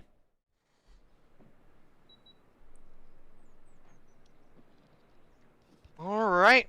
Well, we're loading on into our domination here, and this is well, let me tell you, this is an instance of I did not expect to be here for this series. I expected Goofy Goobers to just absolutely come through with a passion, and well, they didn't have it, and it looks like we have everybody backing out. Lovely. Thanks, guys. We don't want to go to bed tonight. Don't worry. Yeah, sleep's overrated anyway. You know, I don't need to stream tomorrow. I gotta work at 7. I'll just be a part-time streamer. Yeah, Day's got to get up early. Come on, guys, get your crap together. Sleeping is mid. I don't think you use that properly, Ghoul. To be honest, you can say it's overrated. I don't think you can say sleeping is mid. It's a draw. Stand down. Well, hopefully we'll get into the game here soon, and get our night rolling again. Wait, somebody said Status Quo has 2 main snipers, Meralto and Excal. Is Atrophius Excal? Is that the same person? No. Okay. Excal is not on this roster. Excal is Bardock, who disbanded with Team Revenge. Gotcha. You're positive he doesn't have a new name? Well, I mean, how honest do you want me to be here? As honest as you want to be. All right, as honest as we want to be, XCal, kind of a trash person, okay? So I wouldn't doubt it if he was playing under another name just to do it. But, I mean, dude, what do you want from me here? I can't imagine Moralto teaming up with XCal again knowingly. Moralto is saying that XCal is Atrophius. Moralto, what are you... I'm done. Moralto, I'm absolutely done. I hope you guys lose. Wait.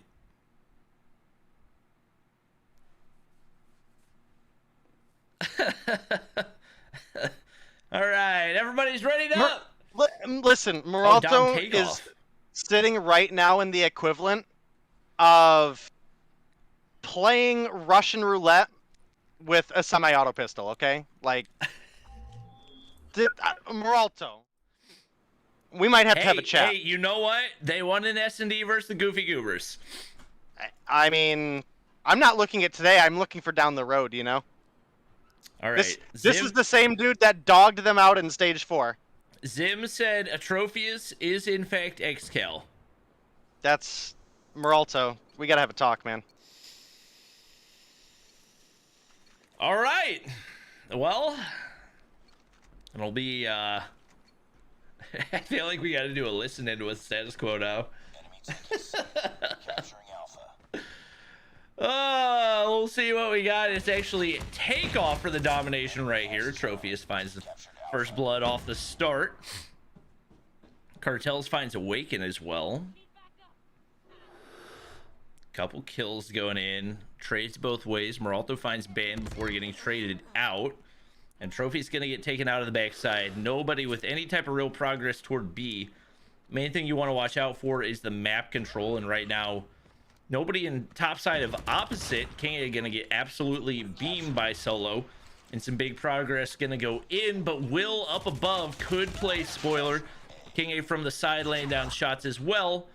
No B control going in yet, but it looks like we might have a double cap on the AC split. I'm just honestly, Bobby, I'm so tilted right now. You don't even understand. I'm just beyond tilted. And well, we've got a CA coming through for the side of the Goofy Goobers. They're off to a lead here in the domination. Looks like they're fanning out to cover that C side, which you can see enemy players are starting to push in. Moralto finds Awaken, but Solo finds two. Can't quite find Cartels, though, and it looks like the C might be getting ready to go back in favor. Washi is there for the refrag, but how much can Washi do to really keep all of the members of the opposing team off of C? The triple cap does come through early on, and Goofy Goobers clearly not happy with their loss in that search and destroy. Trophy is making his push on into Stadium right there. Wash can be able to shut down King A, and right now the map control is once again going to be the thing to look out for. You got Awaken, top Stadium right now. Only thing you really need to worry about is that B control. No need to push for the C. And Trophy is sitting back trying to hold that control. Moralto going to find one, but immediately traded out. Blur waiting for a push in from C, and they've got spawns controlled pretty well right now. There's not a whole lot of options for these status quo players. They try to make their way out of C. Just a really rough spot right now. This is going to be a tough spawn trap to break. Blur at 7-2, Washi at 9-3. It's surprising that Awaken's struggling as much as he is with the map control that his team has, but sometimes it's just one of those games, and King A going to get shut down immediately once again. Blur now extending the spawn trap and looking for the wrap to see if he can find a couple more for himself. We're capturing C. Well, 70-29 point lead coming through for the side of the Goofy Goobers, but B progress is starting to come through as we see Moralto on the flag there. He's going to find Washi and secure the B for the team, but if we look, Blur has made a rotation on over to C. Blur that is going to be very difficult to counter for this status quo team. Awaken still having his struggles. 2-11. Figured eventually he would pick things up a little bit. He's still got time to do so. Not really sure why Blur was trying to call it in the cluster strike right there, but maybe just trying to avoid overlapping if at all possible. And right now Moralto Trying to go for the solo cap onto A. He's going to be able to do it. A little bit late in the half. They're not going to be able to benefit a ton, but at least getting some points right there. And hopefully a decent start. So it's going to be a much needed big second half for Status Quo. Yeah, I mean, Status Quo putting up a little bit of a fight, but Goofy Goobers, again, look pretty pissed about their loss there. Dude, Awaken is struggling like crazy right now. 3 and 12 on the board in the first half. The rest of the team doing pretty well. Solo negative, but 8 and 10. You look over at the likes of Band, 11 and 10. Washi, 14 and 10. Blur. I mean, in the words of Blur, he's on a nuke streak right now on a combo 1, but he's 15 and 3. So he's got a lightning strike and a cluster. If they get B, this game's over. Anything above 0 is a nuke streak. I can 100% confirm. Blur's gonna find another 2 right there. He wipes off B, but not before we see Status Quo take control. No surprise, we see them immediately get some progress. Blur making the push, potentially trying to get pushed back right here, but this is actually gonna be a Pred missile calling in from Moralto. Nobody has any idea that he's tucked away in this corner. Blur tries to slide back, but it's not gonna happen. Right now, they're not in triple cap territory, so if they can maintain this B control for the entirety of the second half, they have a chance to win. Shouldn't be a time factor as of yet, but that is something we're going to have to keep an eye on. Band going to be Moralto right there, and once again, looking at the KDs. Right now, it's mainly Awaken, but also Solo. That's not a stat line we typically see from Solo. 10 and 16 right now. And this is definitely not out of reach by any means for Status Quo, especially as they spawn back in on C and remove that progress. If they can get over toward B, they could very well be in position to actually get the win here. Yeah, they definitely could. It's a 30-point lead for the side of the Goofy Goobers right now, but we're not in triple cap territory. And with 3 minutes on the board, a two cap definitely is enough for them to come through with the victory. They're only 25 points behind now, and it is rapidly closing. The C progress does get cleared out, but they've got to be worried about B. You can see Goofy Goobers are pushing up. Band finds one in King, keeps pushing. You can now see Solo getting his body on the hill for the team. He's going to get taken down from behind, and, well, there's a lot of B progress that needs to be cleared out by the side of Status Quo. Definitely possible, but, man, not a great position to be in by any stretch of the imagination. And the Death Machine is going to go to waste. The Trophy is actually going to be able to hop on right there. He's on 21 right now, so having a really good performance. And as same as with the Search and Destroy, he and Moralto are carrying. So despite whatever beef they may have in the past, they seem to make a pretty solid duo, at least for right now. Blur and Band both in a position to push on in, and they do get B control right here, which is going to be huge. But Blur's Annihilator is going to go to waste. Calls it in a really bad spot when he's tucked away in a corner. And this could allow for Status Quo to push up. Band's going to be able to get the initial kill, but he's shut down by Will. Death Machine out of the equation for them as well. And it looks like they might actually be pushing for the flip over onto A, unfortunately. Blur's going to be there to push that down. They've got to get back on B, and it's got to happen quick. Yeah, I mean, time definitely going to start to look to be a factor, even if they get the B back. There's only 1:30 left on the board, Bobby, and I think this is a great time to jump in with Goofy Goobers for a listen in here. Or do you want to do Status Quo? You wanted to do Status Quo Let's earlier. do a Status Quo listen. Go for B. Y'all can go for B. Ticket one shot. Ticket one shot. One team. What team? One yellow, top yellow. Bottom red. One more seat dead. We all gotta get A. Let's go. Start going for A together. Go for A together. I'll stay with B. I'll stay with B. Oh, fucking red. Ticket. Bad timing. Ticket. Top red. Top yellow. Two C. One more one shot. Just stay on A. A stairs. Fuck. Oh, bottom right. Oh, mid steps. 2 mid. 2B. That one. One more. One more. Still gas, still Oh, gas, what? still gas. Oh, she one shot. Well, a solid effort out of Status Quo right there, but you can see a little bit dejected in the comms, and understandably so, as the triple cap does go back into control. For the Goofy Goobers, they're able to get a solid closeout there in the domination. Day, anything that stuck out to you in the comms? Not particularly. I mean, I stuck around a little longer than you, so that's why I'm saying not particularly, because at the end they were actually positive and said, you know, hey, this is a really good game.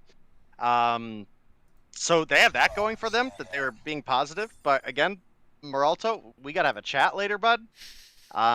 Goofy Goobers come through with the game 3 win. I think they pretty much denied themselves 5 points here that they didn't need to, but I definitely gotta say, Status Quo came and brought the business in Search and Destroy. Yeah, that's definitely not an easy matchup to pick up 5 points, especially when you're picking that up in Search and Destroy against, I would say probably 4 players that you would consider to be absolute Search and Destroy demons. We did have Awaken kind of bounce back. I mean, at least he didn't go double negative right there. Still not the performance we'd expect to see out of him. We saw Cartels, Trophius, Moralto all having solid performances all around, and I'm excited to see what else this Status Quo team is going to bring to the table. Well, we'll definitely be on the lookout.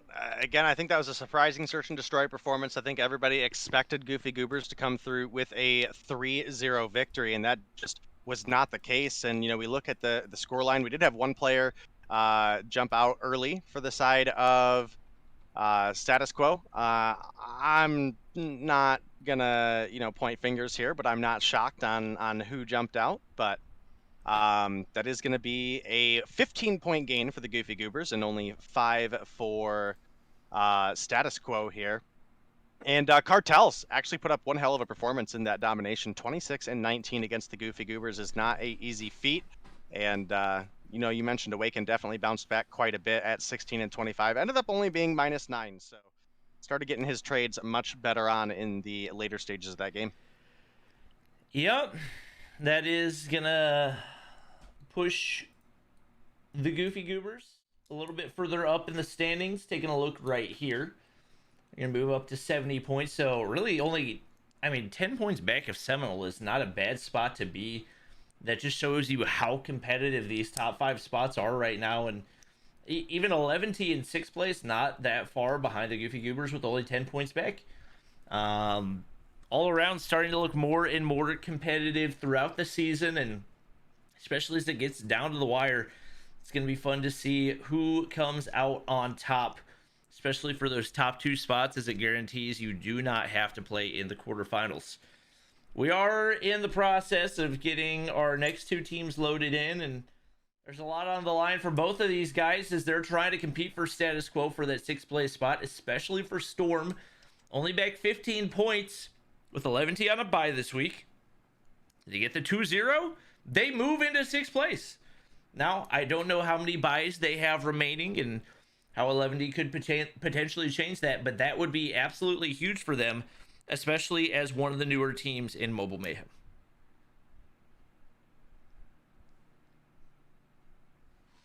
Yeah, you're absolutely right. And, well, Shred It and Storm, I already thought this one had potential to go to a Game 3. Storm, definitely a strong respawn team, and they've made a name for themselves there, but Shred It, again, they were able to take Zygnus all the way to a Game 3. I think they won 6-2 as well. So very, very convincing win for Shred It on that front. And I think that's probably their biggest hope is maybe they are able to pull together a Search and Destroy win and push to a Game 3, but definitely not a great position to be in either, up against Storm, who have constantly been increasing in the standings.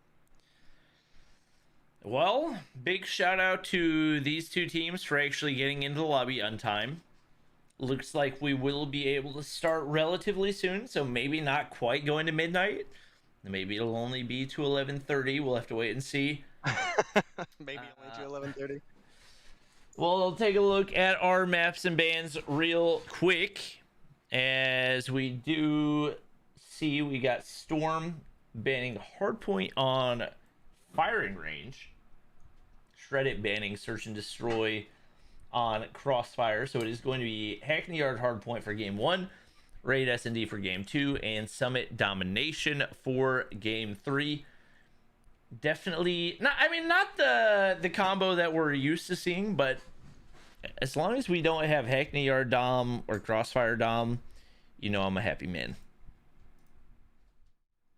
Yeah, you're absolutely right, and you know that's been a big factor for you know, the last year of competition. Everybody complained about your Hackney Yard Doms and your Crossfire Doms just because they were so one-sided for you know, one side of the spawns, and if you're gonna have that spawn in the second half, then you could pretty much dominate even at a unfair skill advantage. I mean, we saw several games in the past year that I think teams realistically would have been looking at the likes of, oh, this team should dominate. You know, you get into a Game 3 scenario, or whether it was in the open season, or even if you got into like the playoffs where it was a best of 5 and you had that Game 3 guaranteed, and there was really a lot of complaints around the board for that. So you've got an updated map pool this time around, which I think is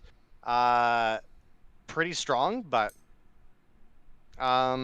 there's also some maps that I miss, right? Like I miss Meltdown, Search and Destroy. I thought that was a really good map.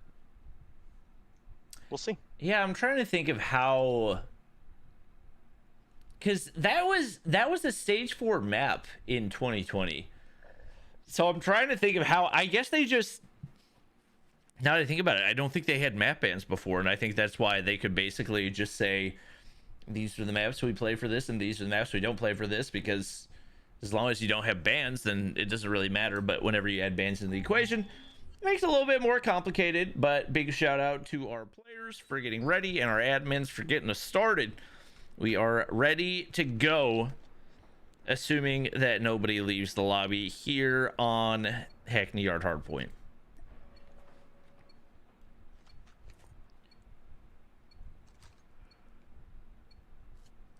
Well, we will see as things continue here.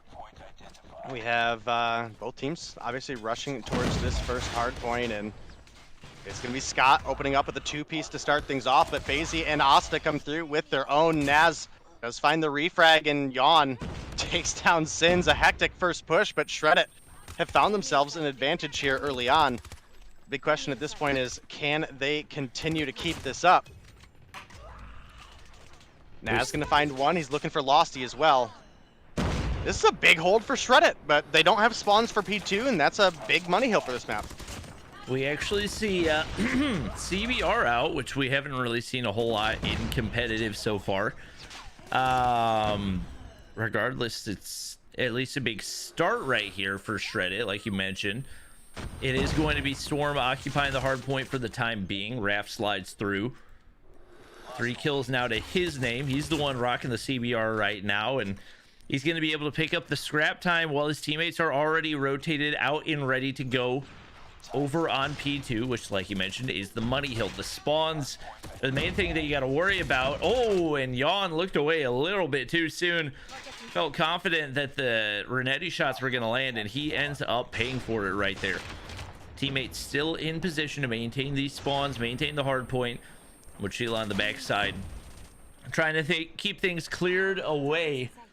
There's a lot of people pushing in from the left. Sin's going to be able to find one that could open up an opportunity for the break. Yeah, I mean, you're absolutely right there, Bobby. And, you know, we had spawns for P2 for the side of Storm, but it has largely not been the case as Shred It pushed right on in and took it for themselves. They're now getting the second half of this, well, I guess like the second 2/3 of this P2, and that's good. Should theoretically put them into the lead. Wow, they just completely gave up on that. Yeah, I mean, I think that's probably the right play because if you force out the spawns, then you're not going to have a good P3 and kind of. I don't want to say that the P3 spawns are like anything really, but specifically that side of the map gives you a decent position for P3, P4, and P5. So you don't want to flip on a 15-point left P2. You know what I mean? So as things continue here, you look at the scoreboard and. Right now, nobody crossing into double digits yet, but Asta and Yawn are getting close at 8 and 7 respectively. This is a pretty big map, so it can be a little difficult at times to, get high scores here. But we've also seen the score record for Mobile Mayhem be on this map at I think it's 54 for S-Thug. That was back in the Fennec meta. Right now, we're looking at only 5 points separating these teams. That was, I don't know if that was a big brain gravity vortex or maybe a small brain, as we saw a player get sucked into their gravity vortex, but took a player with them. So right now, only 8 points separate these two teams, and it doesn't really look like either of them are interested in picking up the scrap time. You got Yawn on high ground, so you would think would have an opportunity for some kills, but there's two players challenging on the outside. Actually, a miracle he even found one right there, but he's going to be shredded on high ground, looking to push on in. Storm picking up the time for the time being, and a whole lot of kills in the feed as well. Should make the defense a little bit easier for them, but it's Nas on the backside. Cupcake calling in a cluster strike right there. He's actually on 10 and 5. 11 for Nas, 12 for Hermes, and still looking pretty even off the start. Yeah, only about 20 points separate these teams, and we've seen Shreddit put up one heck of a fight. Hermes at 12, Naz at 11. Looking over at the opposition, though, Asta, 20 and 7 on the board. He's got his own teammates aren't even into double digits yet, let alone you look at the other team and you've got one still not in double digits and the rest only just barely hitting it. So Asta on an absolute tear right now, but FaZe and Losty, two of the players I would have expected to perform well on the side of Storm, are struggling and down right now. So I think that's going to be a factor moving forward. If FaZe isn't online for the Search and Destroy, then Shreddit could absolutely steal it away. Because again, Shreddit have been looking great in Search, and FaZe has been one of the best players on the side of Storm, hands down. Is Shreddit the one that took a Search off of Zygnus? Is that right? Yes. Wow. Yes, 6-2 win off of Zygnus. That, I mean, just so many upsets this season in matchups where we typically, I don't know. I feel like the gap in the past has been so big. Oh my gosh, what was that spawn for Sins? Literally directly in front of FaZe and just handed him a free kill. That was unfortunate, but some of these underdog teams, it feels like the confidence, the gun skill, the skill gap overall just closing. Not because of game mechanics, but just because the players themselves are improving, which you love to see. So it is going to be Shreddit picking up the scrap time right here, and still only going to be about a 25-point game as we rotate on back to P1. Asta not able to spot Scott out right there, and that could open something up, but Storm mostly in control of the warehouse area. Asta gonna get pushed back. No kill going in for either team. The wallbang damage gonna keep things a little bit low. Asta finally shut down. Scott makes it a two-piece right there. He's on a three spree. Opportunity for 4, and might be able to find himself some streaks right here if he plays things right.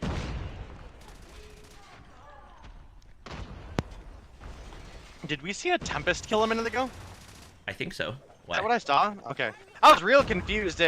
Naz spawned with like the same animation of being shock RC'd, and I was like, I know that band. And then I started thinking, I was like, oh, the Tempest is electric too, so could be one or the other. I definitely would have liked to see Scott play that a little bit more passive. He had an Annihilator and it was one kill off of a Pred, which is obviously not too far off of most of the other streaks as well. Obviously he got the Pred, but that Cluster and Lightning could have been huge, and instead decided to push on into the hard point, which was risky. He got some kills out of it, but that's just one of those decisions that you got to question. Is that going to pay off in the long run?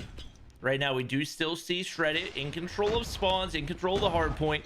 One player pushes in, it's Raph with the grab spikes, immediately gets the break. Yeah, definitely a big position to be in for the side of Storm, but Naz rotating through behind is going to find a big two-piece. He's crossed into the 20-kill mark himself, and FaZe is able to find one before getting taken down, but another big push by Shreddit comes through, and, you know, I do feel a little bit bad here. I was mentioning that I think that Storm are the stronger respawn team, and Shreddit are just absolutely proving that to not be the case. Sin's going to take down Raph, who is on the hop up, and, you know, after another good P2 for the side of Shreddit, they've got the lead by about 15 points right now. Yeah, Asta's in a good spot to try, and then right as I say that, he gets beamed in the face by Sins right there. It's all Shreddit in the feed. Raph doing his best to hold things down. He's gonna hop on outside the hard point, and he's gonna pretty much just hand it over for free to Shreddit right here. Scott's trying to protect things, but Yawn's got an Annihilator in hand, and if he uses that right, that could afford a lot of hard point time right here for Storm, who desperately need it, as it seems like the game's starting to fall out of their grip. Big second, make it third kill right there for Yawn. He's now on 25. Looking to find himself maybe a 30, maybe a 40.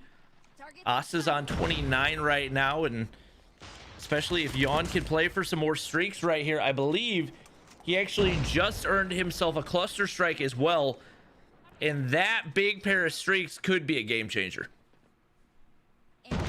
Yeah, it definitely could, and we'll have to see as things continue, because we've crossed into the 200-point mark for the side of Storm, and P4 is opening up. You can see Naz has one opponent locked down, takes down FaZe, and the opening play comes through for the side of Shreddit. You can see the trade starting to come through there as Raph was taking some hits, but the Gravity Vortex going to take him down over the hop-up, and Shreddit are still in this. I don't necessarily want to say that this is you know, a guaranteed win for them or anything, but gotta say it is looking good for sure.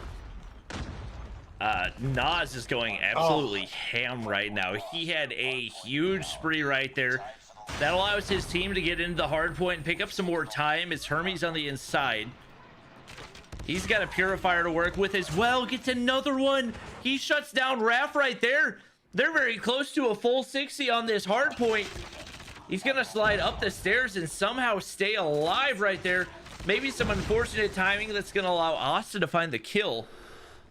But right now, both teams kind of scrambling to try to figure out where they're gonna be able to turn the tides.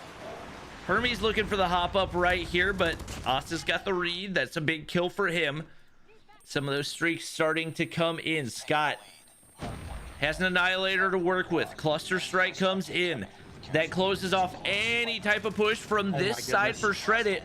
And they don't have a whole lot of time that they can afford to give up right here. They got to try to wrap back. Gets the read on Asta, seeing if he can make it a two-piece. Couple wasted shots right there, and I'm not sure that you can afford it. Fortunately for FaZe. Oh, I didn't think he was hittable from right there, but he is. Just like that. Shreddit's going to find the break right there, but the missed shot from Scott could cost him. It's all on to Hermes to try to protect the hard point. Finds one, and they're going to continue to get this scrap time, but more than likely it's going to go back to a P1. Oh my goodness, this has been such an intense game between these two teams, Bobby. I did not expect this to be so close. I kind of thought Storm were going to absolutely blow through the hard point and, you know, maybe have a fight in the search and destroy, but they're on pace right now to potentially try to still win this game. It's only 3 points to go for the side of Storm, but a good P1 hold could result in a win here for Shreddit if they're able to win this gunfight. Lost, he's going to take him down, but immediately gets refragged out by Hermes. It's a good P1 break by the side of Shreddit. They've got bodies stacked on the hill. Naz finds Losty, but the grab spikes. Oh, no. The grab spikes. Wow. Wow, what a game. The grab spikes were the game changer at the end. That was... I mean, were it not for the grab spikes, that hard point probably could have gone either way, but a huge two-piece out of those, and that is going to clutch up the hard point for Storm. I mean, look at, we got people at 40 for both teams. Nas 41, Yawn with 40. Across the board, people slaying out. What a battle there in the hard point Hackney Yard. That was a absolutely incredible game between those two teams. Again, I didn't think it was going to be as close as it was. And Shred It are here to ball. 41 kills on the board for Naz, 34 for Hermes. Does fall down to 18 at Cupcake, but with Scott and Sins at 26 and 33, they're definitely keeping up with the opposition. And equally, you had Losty struggle on the opposition. So definitely a huge factor in why this game went the way it did. And man, I am super excited for the search and destroy at this point. I've got to see a game 3 here. We're getting pretty late in the night, but man, what else do you want here? I mean, Sleep. if the games are going to be this good, I want sleep. But dude, if the games are going to be this good, man, I'm here for it.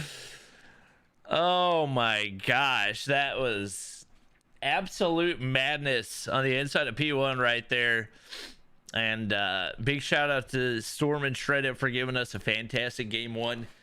Getting ready to hop into the search and destroy on raid. Obviously, some snipers. I obviously FaZe's a sniper we watch out for. I can never remember who the go-to is for Shred It. I want to say Nas.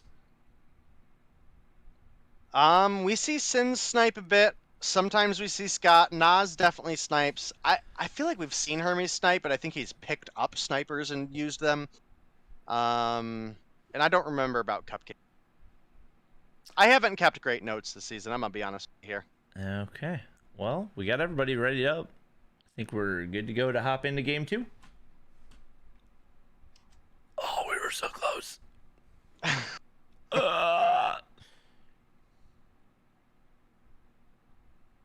Oh my gosh. We went from having everybody ready to -1 ready to -2 ready. You know what? At this point, just everybody unready up.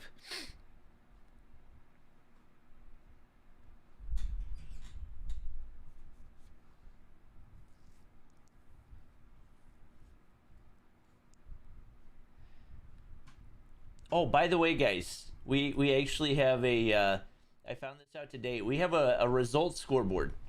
So there you go. We have a results scoreboard for those of you who want to see the results. So these were the results this far through the day. Zygnus losing 1-2 to Seminal. Goofy Goobers defeating Status Quo 2-1. But to be honest, we didn't really expect that one to go to 3 games. So big props to Status Quo.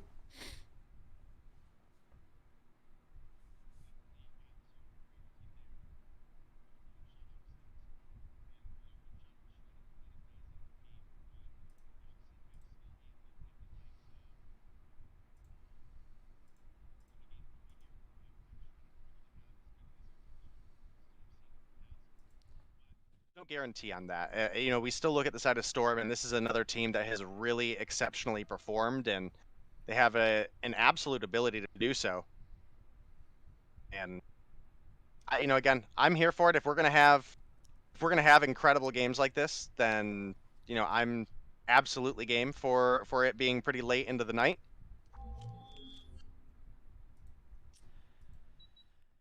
All right. Well, looks like we're into the search and destroy. Let's see if Shred It has it up their sleeve to pull out a search and destroy right here and give us another game 3. It is going to be Nas rocking the sniper off the start. And I believe he will be the sole... we might have Cupcake with the sniper as well, if I saw that correctly. Well, the very early nade for Cupcake. I don't even know if that has the timing to land. It does actually hit the trophy system right there. So get some information. Full send over on A. That's going to force Cupcake up to the top side. That's not going to stop him from hitting a shot onto Yawn. Got Losty tucked back into a really tough spot to be. He's going to be able to slide out, and FaZe he's going to be able to hit the shot. That's going to be a huge 2-piece for Storm. Yeah, you're absolutely right, and It is a 3 versus 2 advantage for the side of Shreddit, but FaZe gonna take Naz right off that top side head glitch. Now we're down to a 2 versus 2. You can see Hermes and Scott are making the rotations over, but is it gonna be enough is the real question. Got one player, top basketball right now. It's going to be Hermes looking to make the spoiler play if he can avoid the sniper shot. It might actually be Scott with an easier angle to work with, and especially if he plays that smoke correctly, that could potentially confuse these Storm players. FaZe is going to wrap back right into the corner. Oh my gosh, the shots from Nerdy. Hermes looking for 2. One player on the inside, a Cubby trying to make the Renetti play. I'm not sure if that was it. Nerdy going to be able to find the kill right there, and Storm takes round 1.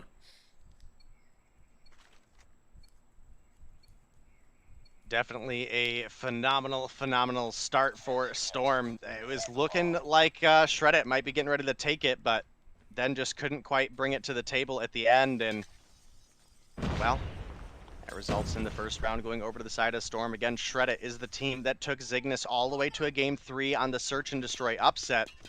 And, you know, what else can you really ask for from this team at this point? You get some information, hit marker with a concussion, Cupcake trying to back up, but no time for that to happen at this point. Losty trying to take top basketball. We saw the nades going over top. Nas, oh, the angle on the snipe right there, crucial. Since finding one onto FaZe.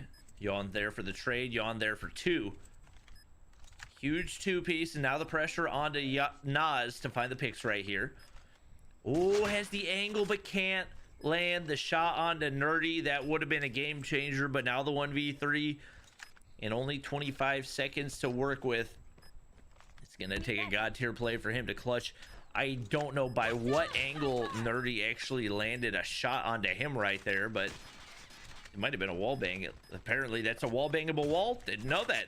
Now I know. Trying to clutch up, but no time to work with. He finds one onto Yawn. Even if he finds the kills, I don't know what Nerdy was shooting at right there. Hits the follow-up. And that's going to be a 2-0 lead for Storm off the start.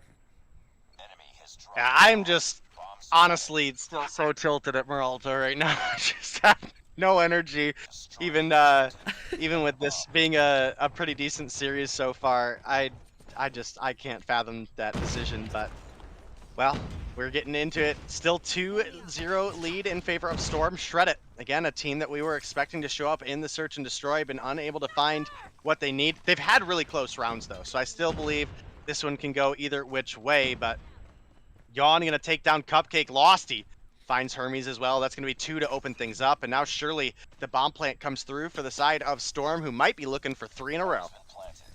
Wait, was XCal the guy that, like, yes, shrooms or something? Yes. Oh my oh my gosh. Oh, Losty absolutely obliterates Scott right there. FaZe's on the other side taking out Sins. Storm very much back in the driver's seat. Shoo-wee! 3-0 off the start. Destroy the objective. Bomb acquired. Yeah, 3 rounds in a row for Storm, looking to make short work of their opponents right now, and they're doing quite well at it. Another aggressive A-side push is coming through, and you definitely could think that leads to be a phenomenal position to be in for the side of Storm, but FaZe gonna drop off the rip. You can see Scott is making that backside rotation, but Yawn is there. He might be able to get the trade. Losty's able to pick up 2, but Yawn wasn't able to find his opponent. Fortunately for him, Mochila was able to take down Hermes. Now we're at a 4v2. The bomb plant comes through. Yawn, you definitely saw him. There he is. Gets some shots on Scott, but Scott gets the refrag. Naz able to find one of his own. Now looking for a kill, but pulls out the J38 or 358. Not really a super strong weapon right now, but definitely one that Ooh, Losty almost had the clean 2-piece on the Nas right there. Oh, let's off the second scope. one. Oh no. Still finds the second one, but man, oh man, I mean, this just feels like a very deflated Shredded team. They put up such a fight in the hard point. Just come out, nobody above 3 kills as we're 4 rounds in, and Losty tearing things up right now. 7-2. It's going to take a major turnaround, and potentially that can happen whenever they switch over to the offensive side, but right now things not going the way as once again Storm finds a first blood. The bomb has been planted. Well, as we continue to watch this game go on, we do have such a huge opportunity for Storm to be on match point. It's not going to be easy, but, well, with 2 on the open, it might be. 30 seconds, 25 seconds on the clock at this point. 1 kill comes through for Hermes, but Shredded are fighting against the clock. Yawn able to take down Hermes in the refrag, and with 15 seconds to go, I just don't see the 2v4 happening, even with Naz picking up 1 on to Yawn there. They just don't have the time. Cupcake maybe looking for the sneak here. Can't quite get to the bomb in time, and that's going to be the 5-1 lead for the side of Storm. That was almost a close comeback, though, considering everything there. That was pretty close. Yep, that's a pretty big gap for Shredded to try to close right here. We'll see if they can pull something off, but Nerdy 3-0, Losty 8-3. There's just, it feels like too much momentum right now. Pretty wide open beast. Oh my gosh, they're trolling.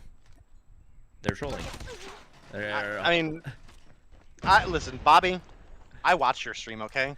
I know you troll a little bit when you're this far ahead of your opponent. What are you talking We've about? all- I would never troll anybody. I have no idea what you're referencing. Well, if you say so. Looking like Storm might just be closing this one out early on. We did, however, get a bomb plant from the side of Shredded. Yeah, 2 players down for Storm, so Shredded might be able to avoid the sweep, the 6-0. Cupcake gonna find Nerdy right there.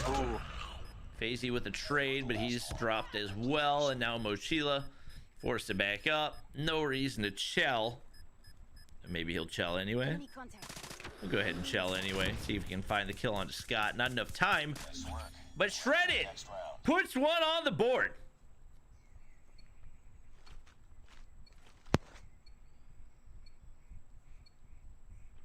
Well, if 1 on the board is what you can get, that's what you can get.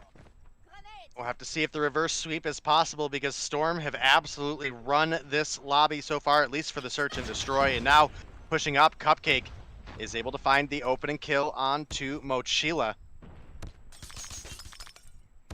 Oh my gosh, the wallbang from Yawn.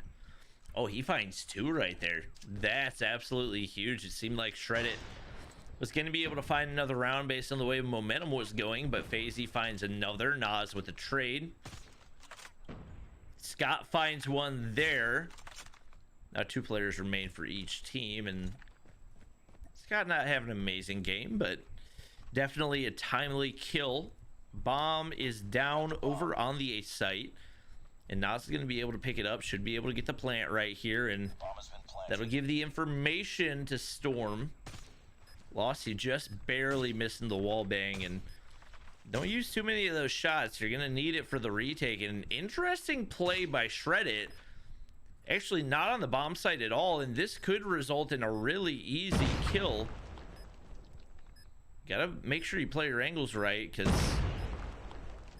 if you didn't, this could be a free ninja defuse for this Storm team. And right now they just seem confused, and understandably so. Just a weird way to play it, but it actually worked out really, really well, and Shredded finds another round.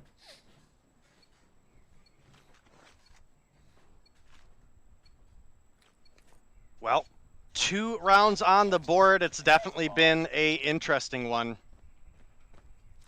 I mean, again, Shredder are kind of with their backs on the wall, and as close as these rounds have been, they can't be feeling too comfortable right now. I mean, I know we don't do listen-ins with Search, but this would be one of the ones I actually want to hear the strategy that Shredder are trying to bring to the table. Unfortunately, that's not going to be the case.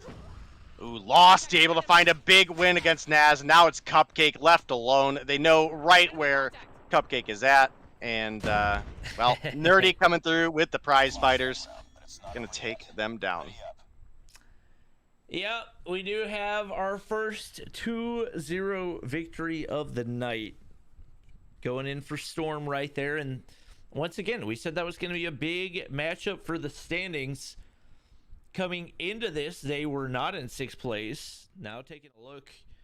Shout out to our admins for getting that updated so quickly. I don't even know how you did that. They actually move ahead of 11T right here. So keep in mind, top 6 teams are the ones that are playing in our playoffs. And right now, if it ended today, Storm would actually make that. 11T's got some work to do.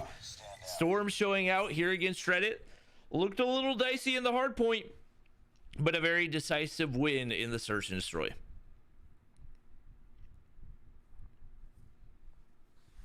Yeah, definitely a great win for Storm there. Again, Shreddit put up more of a fight in the hard point, honestly, than they did in the search, and that's not at all what we expected out of them. But does end up being our quickest match of the night as the 6-2 victory comes through. And man, I gotta say, Storm looked solid in that search, and Shreddit. Where did the Shreddit that beat Zygnus in search go? That's the big question for me right now.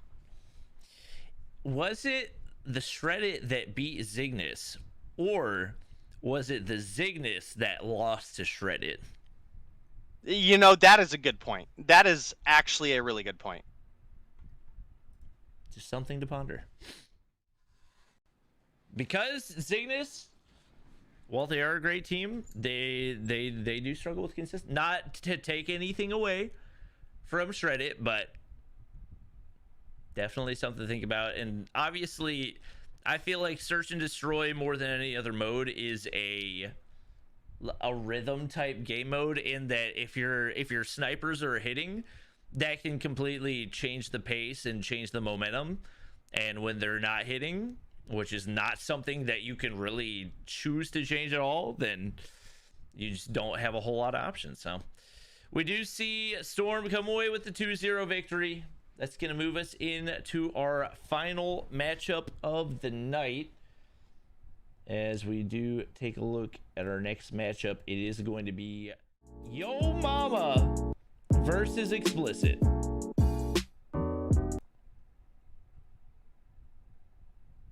Who you got in this one, Dave?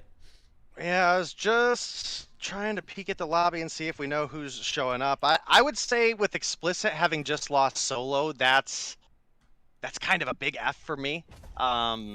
That's not a comfortable position for them to be in, but obviously that is not really up to me to decide. They've got an incredible talent in their roster as well. I mean, you look at the likes of Law has been absolutely cracked for them, as well as you've obviously got the likes of Detri, Veteran, Lucifer, Leon. I mean and Genic. I mean, that's still a strong team, but I'm just wondering how much that vocal leadership of Solo not being on the team is going to affect them at this point.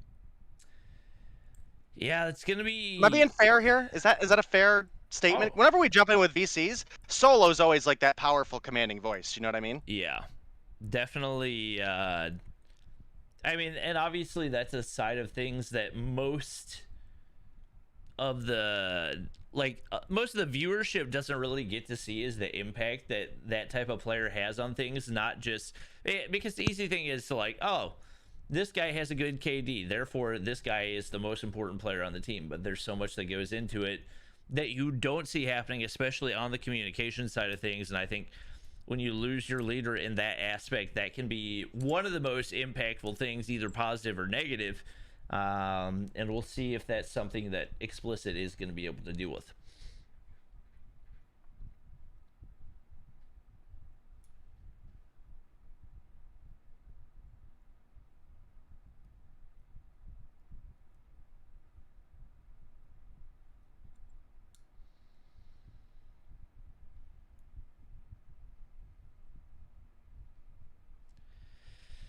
looks like it will likely still be a second until our teams are able to get loaded in. So we're gonna take a quick break, and we should be back pretty soon to hop into our final game of the night.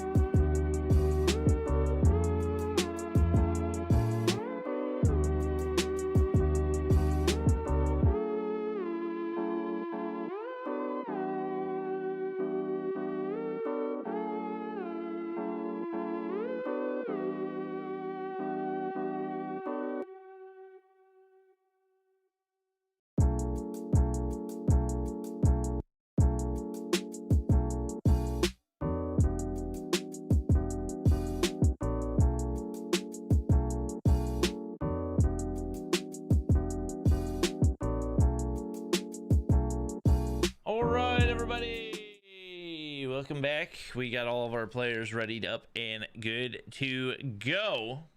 It is going to be Yo Mama versus Explicit.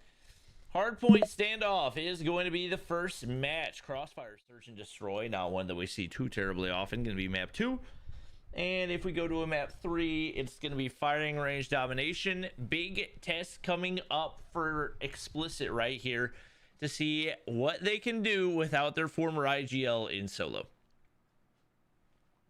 Definitely going to be a big game for them. Again, they have a an actually really cracked roster, right? I mean, you look at the teams that they bring to the table, or players they bring to the table. Leon is a stage 5 competitor, and Jenik is a player that, honestly, brutally, painfully sucked so bad a long time ago and has gotten way, way better. Actually, a really, really solid player. You've got Law in the mix, who has been a star for this team for quite a bit. You've got Detry, who's been a star on 11, and then Lucifer, who's certainly made a name for himself as well. So we'll have to see their direction throughout these games, but man, it's a really tough one right now. It could go either way, but Yo Mama is an incredible team in their own right. They've got a stage 5 competitor of their own, actually former teammate with Leon. You've got Forsaken, a repeat Mobile Mayhem MVP. You've got Wally, someone who we saw disappear from the competitive scene for a little bit and has come back and really had some big performances. You've got Rabalo, who's kind of hit or miss, and then you've got Teabag, who has been phenomenal for the side of Yo Mama. And you wrap that all up when you're coached by Zim, who's been a incredible strategic mind in the scene. And well, you've actually got a pretty decent lineup here. Yeah, it's gonna be interesting, especially Leon, former teammate of Space, and used to be on a couple different teams coached by Zim. Be interesting to see if it's Leon countering their strats or maybe them having the better reads on him here. We had 10 players loaded into the lobby, and now it has dwindled to 9. So hopefully we'll get everybody in here pretty soon and good to go for the final game of the night.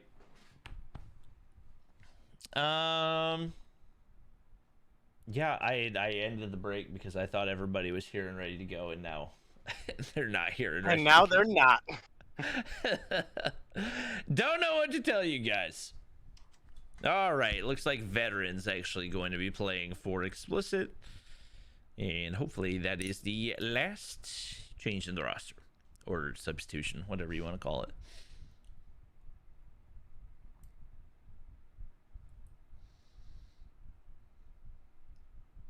Interesting.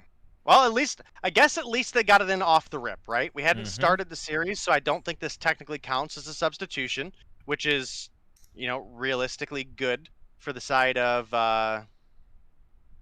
Explicit, because if they do decide later, hey, we want to bring Detry in, you have that as an option. So maybe this is a good call. If this is what they're really feeling for the respawns. Detry obviously has been picking up the sniper largely for the side of Explicit, so that could be a factor for sure. Well, everybody's readied up, so we should be good to go for game number 1.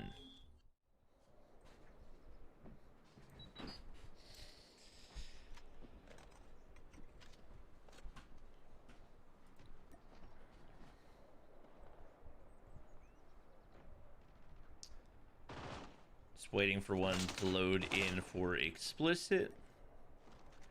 We should be good to go. I believe it's Law. And that makes sense because he's playing from South America. Right. Well, hopefully as soon as he connects here, hopefully he connects here, first of all. Second, when he does, hopefully we'll get right on into the action and start getting geared up. Here we go.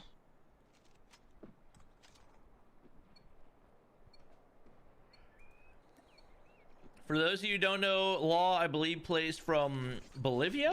Yeah, Bolivia. So typically on 75, 80 ping, but has had some really big performances so far in Mobile Mayhem. See if he can continue to do so. Absolutely beam Space off the start, and Jenik finds one on Rabalo. And just like that, Explicit missing their IGL, but not missing a beat. They get some early time here on P1, but Yo Mama immediately able to get the break in for themselves. We've taken the lead. Yeah, big break early on. Going to start netting them some points. And, again, without Solo, who's, largely the IGL, in my opinion, for that team, you could definitely just make all consideration here of, can they keep up with a incredibly balanced and and team that has good communication. You know, we'll definitely jump into the VCs with both these teams. I'm not going to forget for this one because I specifically want to hear from the side of Explicit on this, but then I also want to be able to bounce in and get the comparison with Yo Mama. So I'm here for it. I hope you're here for it. Yeah, absolutely. Off the start, Lucifer, who not necessarily a bad player, but not a player we've ever seen pop off big time before. He's what, 7-1 off the start before getting taken out there, contributing to that early map control for Explicit, and wrapping back finds another one right there before being taken out by Leon. Trades left and right. It is going to be Explicit coming away with control. Forsaken trying to make a push from the backside, but he's going to get shut down. And right now, there's just a whole lot of Explicit in the feed. Law, even with the ping disadvantage, 8-3 right here. Not going to be able to initially clear out from the bottom side, but Teabag looking to push on up. Forsaken flanking from the side. A lot of damage goes through, not to be gotten by the kills though, and it is going to be Explicit picking up the scrap time. Yo Mama already pushed out and ready to go on P3. You are absolutely right. A 10-point lead for the side of Explicit, and they're now working their way over, looking for some control of P3. This actually might be a good time to listen in. Yo Mama are on the hill, so let's go see how Explicit are communicating to try to get this break here. All right. Alright, I'm gonna break this. tractor. Let's break this together, guys. I'm put Nice, good shit. Top blue. One that hill.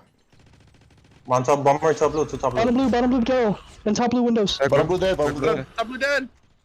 Yeah, one more top blue low. Low. Dead. Alright, y'all play. TP.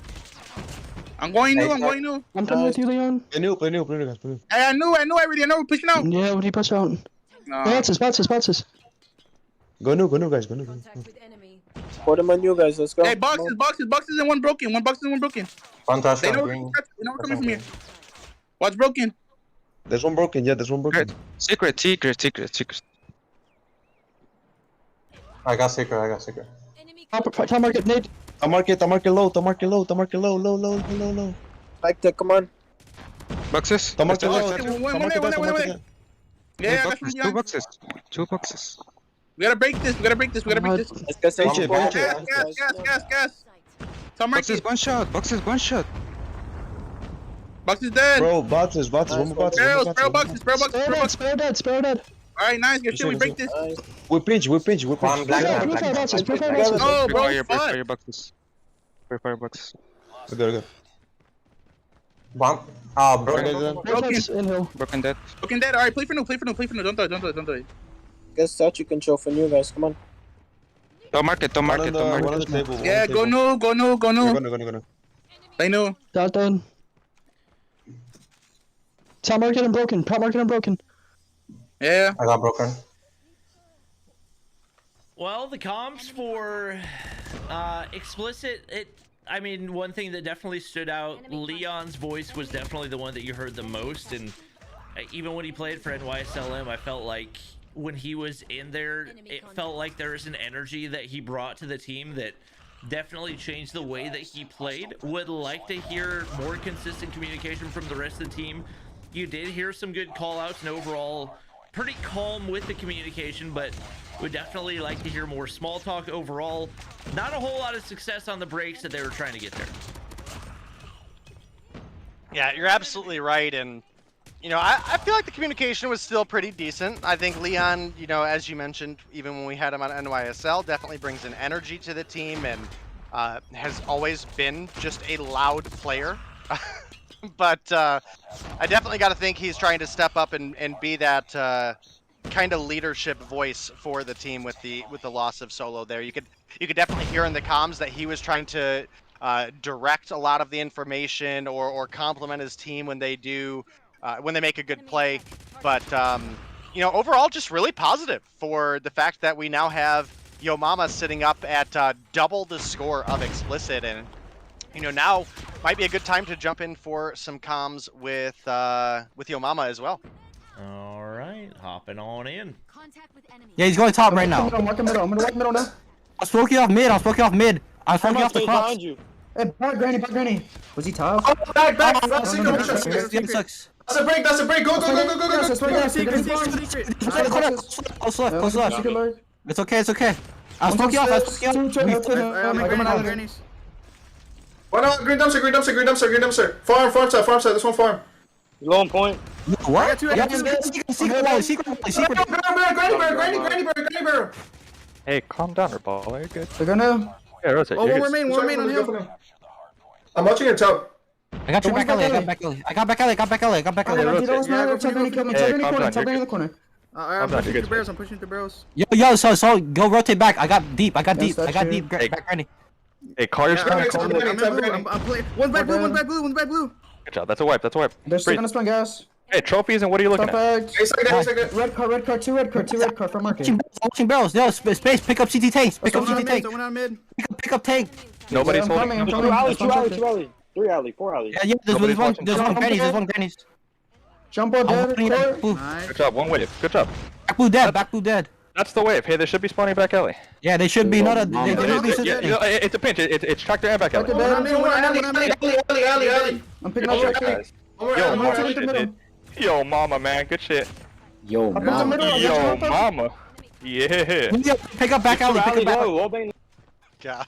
Well, the pretty confident communication right there. You can hear the impact that Zim being in the call has for them, and Enemy in sight. definitely, I mean, more than anything, just directing the way they communicate and everything else. But overall, definitely, you hear a lot more small talk, and I think that definitely plays a really big role in your team's ability to be able to read the map, understand what's happening, and they're able to still continue to pick up some time. T-Bag actually shooting bodies right there, so maybe getting a little bit confident. It seems like they are on their way to closing this one out, but wow, what a game Wally is having. 29 and 13 right here, and wow, more body shooting as T-Bag gets wall banged. Who did he die? He died to veteran. No, maybe got him on the way out. Okay, and now my screen is stuck, and I'm just okay. It's unstuck as Yo Mama tries to close this one out. Well, I definitely gotta say, I know there's some history with Solar and Explicit, and Solar is obviously on Yo Mama, and he does not like Explicit, so I'm not at all shocked that there's a lot of body shooting coming through here, and we do have a 230 to 154 lead for the side of Yo Mama, and it does look like it is going to be Explicit, actually, with the remaining P4 hold here, actually starting to make the comeback look doable. But Space going to slide on in and just barely wins that gunfight. Going to pick up the last couple seconds of this P4 as we're getting ready to go back into the reset. And my goodness, this is definitely a rough position to be in for Explicit. Your opponents are now 9 seconds away from closing out a victory. Not only is it going to take a hell of a hold here on this P1, but they would need a great hold here on P1 and then a flawless P2. But Raballo making the break, finding a two-piece of his own. Wally finding veteran. I think this one might just about be over. Forsaken going to find one there, and it's enough to keep them from touching the point. And that's going to be a phenomenal win coming through for the side of Yo Mama. You could definitely hear the energy in the comms. But I got to say, Explicit, they were staying positive even though they were starting to lose a grip. Yeah, that was a very solid all-around performance for Yo Mama. You can see, I don't think anybody went negative, which is definitely something to say, especially, I mean, you look at the standings. Explicit has been at the top. Obviously, they are missing one of their main players in Solo, who is no longer on the roster, and that's something they're going to have to continue to contend with. Not a bad performance for Veteran with a minute 49 in the hill and 26 and 25, but overall, you just need more of the players to pick up some of the slack. Obviously, it is a little bit more difficult for Law to keep up in the respawns. It's able to kind of close the gap of the ping whenever you have a sniper in your hand. So we expect him to do big things in the search and destroy. And we've actually seen Yo Mama struggle a little bit in the search and destroy. So this is a big opportunity if Explicit can execute correctly here on Crossfire. Yeah, you're absolutely right, and we know Explicit to be a good search and destroy team, and Yo Mama is as well, so maybe they'll be able to come through and show us a little bit of that life, but it's going to be difficult in, you know, again, with the kind of major roster overhaul for the side of Explicit recently, you definitely got to think they're playing at least a minor disadvantage here, and I do believe we're switching sides for the search and destroy, and Crossfire does tend to be a fairly strong mode for, or map for the offense, not mode. It is getting late. It's getting late. Those games that were a little bit long earlier definitely taking their toll right now, but it's yeah, should be an interesting one. I'd actually love to see Explicit come through and win the search and destroy here just to get that game 3, because these are two of the top teams competing in North America. If we let me put this on real quick. If we do look at the standings right now, I mean, Yo Mama are in first with 95, but Explicit are in third with 90. And the only reason they're in third with 90 is because Zygnus and Yo Mama are tied for first with 95. So a win for Explicit here, one way or another, puts them in the lead, and a win for Yo Mama, especially a 2-0, would just catapult them to the front of the standings. Yep, they got a big opportunity ahead of themselves. Yeah, if they could secure that 20 points, that would be absolutely huge. And Explicit has definitely not looked super confident, especially toward the second half of that hard point. We know that Law especially can have a big impact in the search and destroy, and I believe that's actually where we saw him do it last week. So he's going to be one of the players we keep an eye out for. We will likely see Space pulling out the sniper as well, and potentially Forsaken. There's a couple different players on Yo Mama that are able to do that. For those of you who are wondering about the results from earlier tonight, we did have Zygnus versus Seminal, with Seminal taking the win 2-1. Goofy Goobers 2-1 over Status Quo, although that one is definitely a little bit of a surprise. Storm taking the 2-0 over Shreddit, and we are currently in our final matchup of the night. It does look like all of our players are readied up, so we should be good to go for game number 2. Does look to be the case right now as we're getting spawned on in. No surprise, waiting for Law to connect. He's been largely a talent for them in search and destroy, right? I mean, he's been a absolutely crazy sniper. So got high hopes here for Explicit to potentially push us to a game 3. It's not going to be easy. Obviously, all of the teams Zim has been a part of in the past have excelled at search and destroy. And well, as our final game of the night, hopefully this one brings us some action. Yep. Yeah, to see a first blood, and I take that back. Space is going to find Lucifer off the start. Looking for an angle on the bottom of firing range, and I think Law saw that bullet go across. Forsaken's actually going to find Leon. It's going to be 2-man advantage for Yo Mama right here. Raballo going to be able to get the plant. Nobody in position to be able to take out the planter, and now the pressure on for the 3 remaining players. Unfortunate timing there for Law. He's going to get beamed by Raballo. All the pressure on to Veteran and Ingenic. And we see that 3 times Arctic build coming out again. It's one that we've seen a few different players use. 2 players down. Forsaken weak on the inside.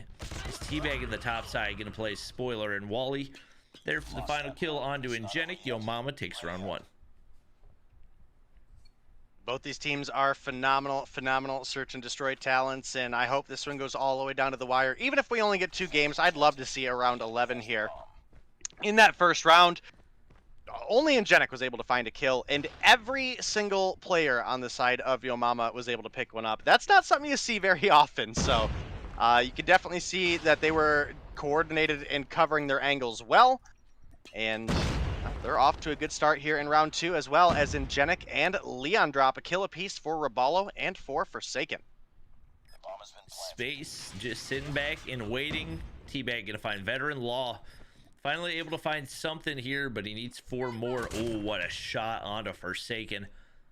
Timing there was about as clean as it could be, but they gotta start making their way up toward the B site, and Wally in the backside is gonna be looking to play spoiler. Lucifer lurking. Oh, almost had the timing, but not gonna be able to get the frag onto T-Bag. Space is in the perfect spot, and now all the pressure onto Law. Not enough time to work with, and maybe lagging a little bit right here as well. What a shot onto Wally. Just not enough time to finish out the round. Not going to be able to land the shot onto T-Bag, and now it's Yo Mama taking the 2-0 lead.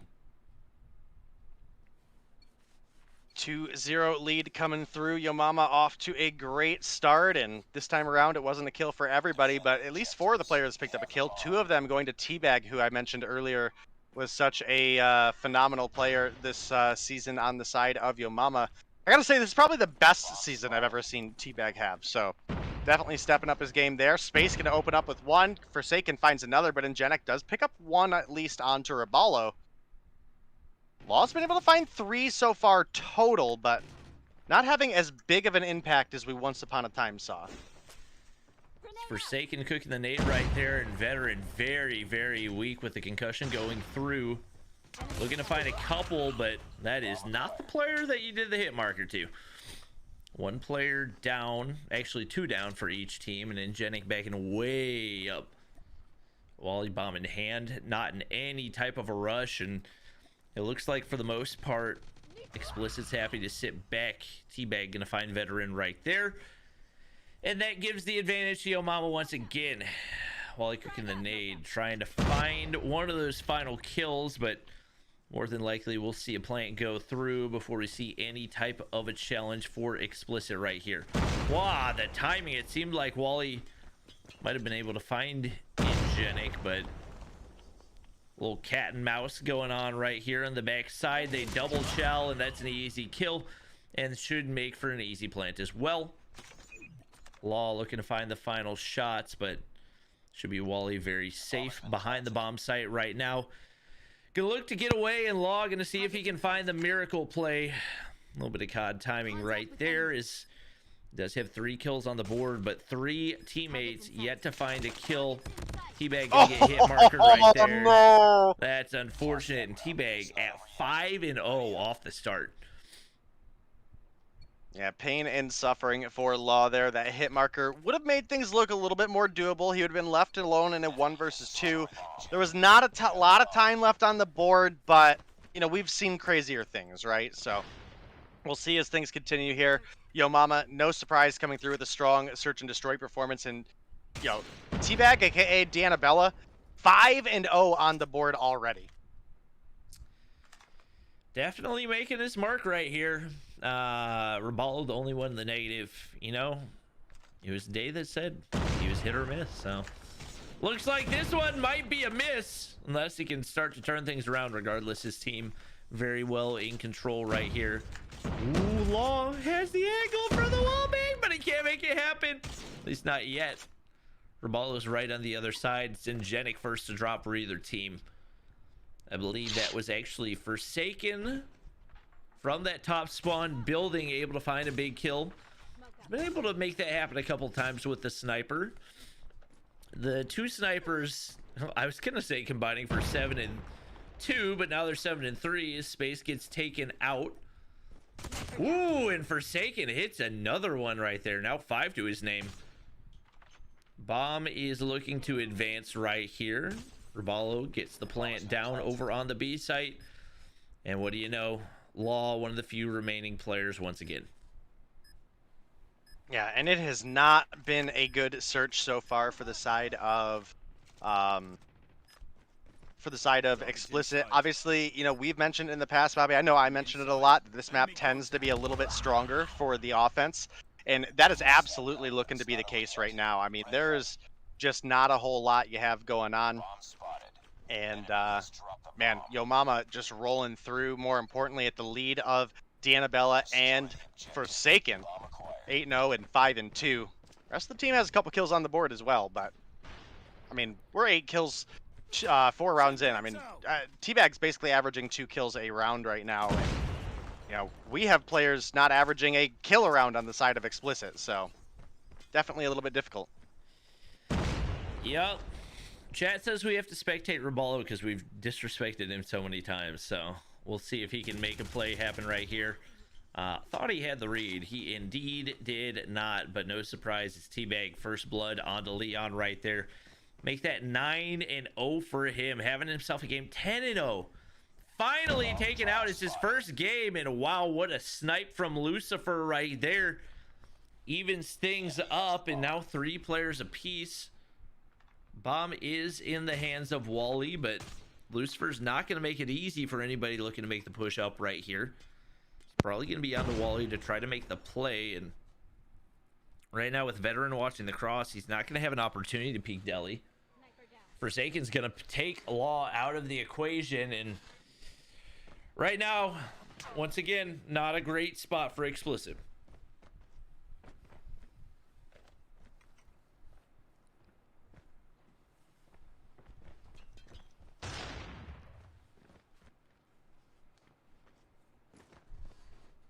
Enemy in sight. Go for the fake defuse right there, Wally. Sorry about that. All good. Yeah, I mean, this is the closest that we've had for Explicit so far in the search and destroy, and, well, let me tell you, it is not looking that close now. It's a 2v1 as Veteran takes down Space. The bomb plant comes through, and now Veteran has to face the clock. Finish the mission. Not going to be a easy one whatsoever. It's a potential one for 1v3 for him if Forsaken doesn't have the read. Might be able to make it happen. Misses on the snipe right there. Not going to even try faking the defuse. Has the read. Forsaken peeks again, just not able to land these shots. Pistol comes out. Timing's not there. And now the clock's low, and Forsaken's up in the high ground position. All he's trying to do is cook the nade. It's in the perfect spot. Wait, the timing. No, he's got this. No shot. No shot. Forsaken. Played time perfectly. Yep. But it's not over yet. Ready up. Beautiful. Absolutely beautiful out of Forsaken. And now Yo Mama on the brink of securing the 6-0 victory. Destroy the objective. We got the bomb. Looking like it could be the case. However, we have switched sides, Bobby, and we mentioned that this is a strong offense side, so maybe we see Explicit make a comeback here. Law able to find Raballo. Leon, PPSH in hand, does find Teabag as well. That's 2 opening picks for none. This certainly ends up being a round for the side of Explicit, one would think. Forsaken misses a couple shots onto Leon up top of the mid building. The bomb plant is coming through as Ingentic is able to pick that up, and Yo Mama in kind of a tight spot right now, but just for this round, overall, they have their opponents really kind of tied up.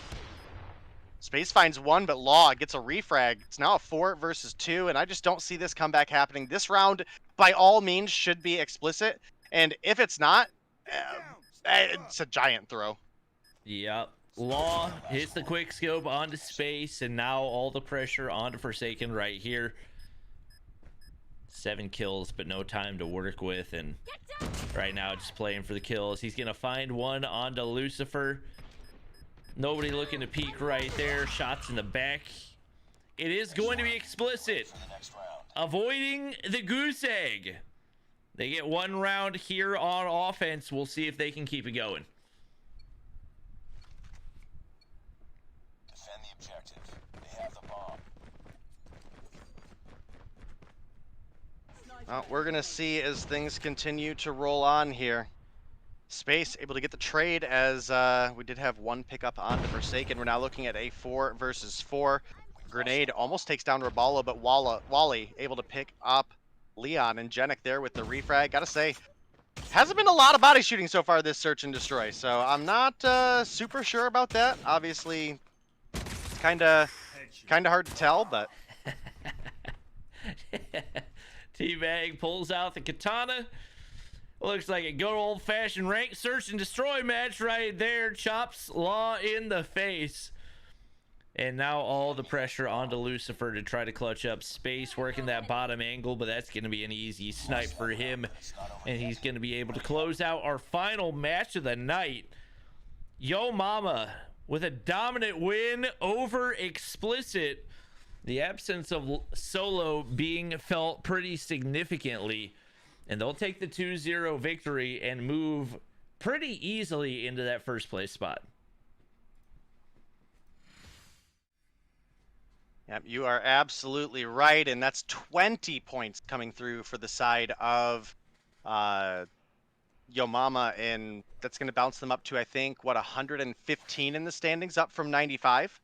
So definitely a great position to be in. Yeah, sure enough, admin's doing a great job over there. Already have the scoreboard updated for today, and not a whole lot to talk about that last match. It was Yo Mama that absolutely just rolled through, and the standings definitely reflect that. Yo Mama coming through 115 in first place, Zygnus in second, 95, Explicit 90 on the board for your top three. And again, we're really fighting for the number 1 and number 2 positions because, well, that's going to be your bye. That's one less opportunity for you to get taken down in the playoffs week. All right. Well, big performance for Teabag right there. What was it? Probably 11-2, 11-3, something like that. Came up big for his team to close out the night. That's going to wrap up tonight's action for Mobile Mayhem. Thank you guys for joining. Hope you guys did enjoy. Keep in mind, Thursday's matchups are going to be on Day's channel, so make sure you guys are following over there if you don't want to miss out on any of the action. But that results page, Bobby. Results page. We do have a results page. For those of you who missed out on any of the earlier action, Zygnus with the 1-2 victory over Seminal.